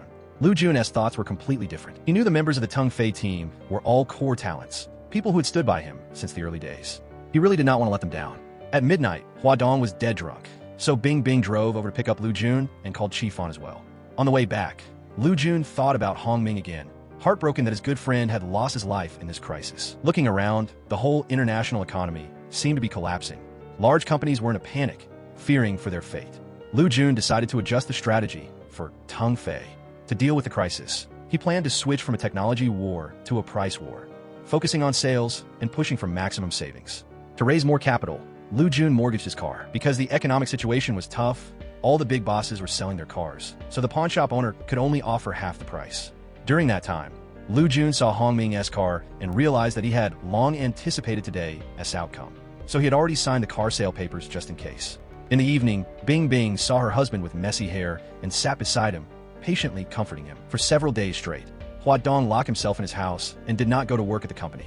His father, Guang Fa, suddenly came to find him, seeing his son's depressed and run-down state. He was both angry and disappointed, so he dragged him straight to the Tung Fei factory. Guang Fa got straight to the point and announced his decision to buy Tung Fei, which took Huadong completely by surprise. It was clear he did not know about this beforehand. Lu Jun knew Guang Fa was a businessman who only cared about chasing profits. He understood that if Teng Fei fell into his hands, it would no longer be invested in high-technology manufacturing. So he flatly turned down the generous buyout offer from the other side. Guang Fa bluntly stated that Teng Fei would not last long because he had already started a price war with them. Therefore, the sales for Luo Qing's team would soon be zero, and old customers would also cancel their contracts one after another. Guang Fa even used the example of Hong Ming's self-destruction to warn Lu Jun not to drive himself into a dead end. His father's actions today made Hua Dong incredibly angry. It was clear that he had planned to find Lu Jun to talk about partnering up, but his father took this chance to fish in troubled waters. As soon as Guang Fa left, Lu Jun got the news that all his customers had stopped working with him. Yin Hui knew about it and felt bad. He did not want to see such a strong business get cruelly swept away by the financial storm. That night, Lu Jun took out all the property deeds, planning to mortgage them to borrow money to get through the hardship. Bing Bing was also willing to put up her original shares to support her husband, but Lu Jun did not want to drag her into it, saying he had a way to handle it. As for Guang Fa, after failing to tempt him, he turned to threats. He used the city's #1 machinery factory to steal Teng Fei's orders in the general and low-end markets, and at the same time sent buyout offers to Teng Fei's internal shareholders, hoping to drive a wedge between them and Lu Jun to leave him completely isolated. He believed that no one would give up their interests for the sake of loyalty, especially since everyone had families to take care of. Not long after, everyone received the buyout offers one by one. Looking at the content and the generous terms inside, everyone fell silent.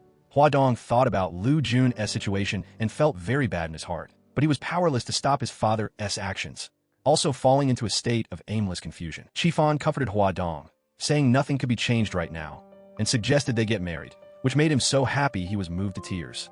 Lu Jun walked around the Teng Fei factory and then went alone to the lakeshore where Hong Ming had jumped, standing there in silence for a long time. Su Fong thought Lu Jun was thinking of doing something foolish and rushed over to stop him.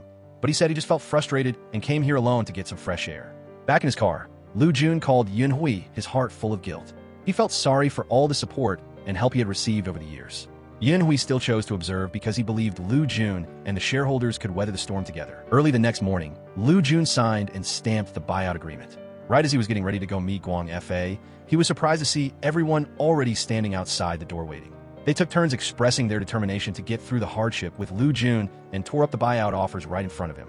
Witnessing this scene, Lu Jun was incredibly moved and finally gave up the idea of selling the factory. Tang also brought out all the property deeds to give to his son to handle urgent matters, believing that they could definitely get through this trial. Hua Dong waited and waited, but did not get a phone call. Even though he was a bit disappointed, he was not too disappointed.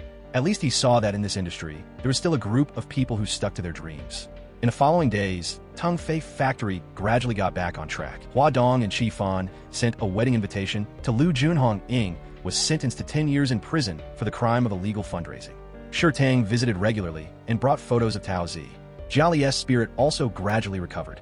The couple was incredibly happy to see this. Right then, the government issued policies to support small and medium enterprises. Lu Jun took this good opportunity to go to Germany for business, and he unexpectedly bumped into Lin Yu at the airport.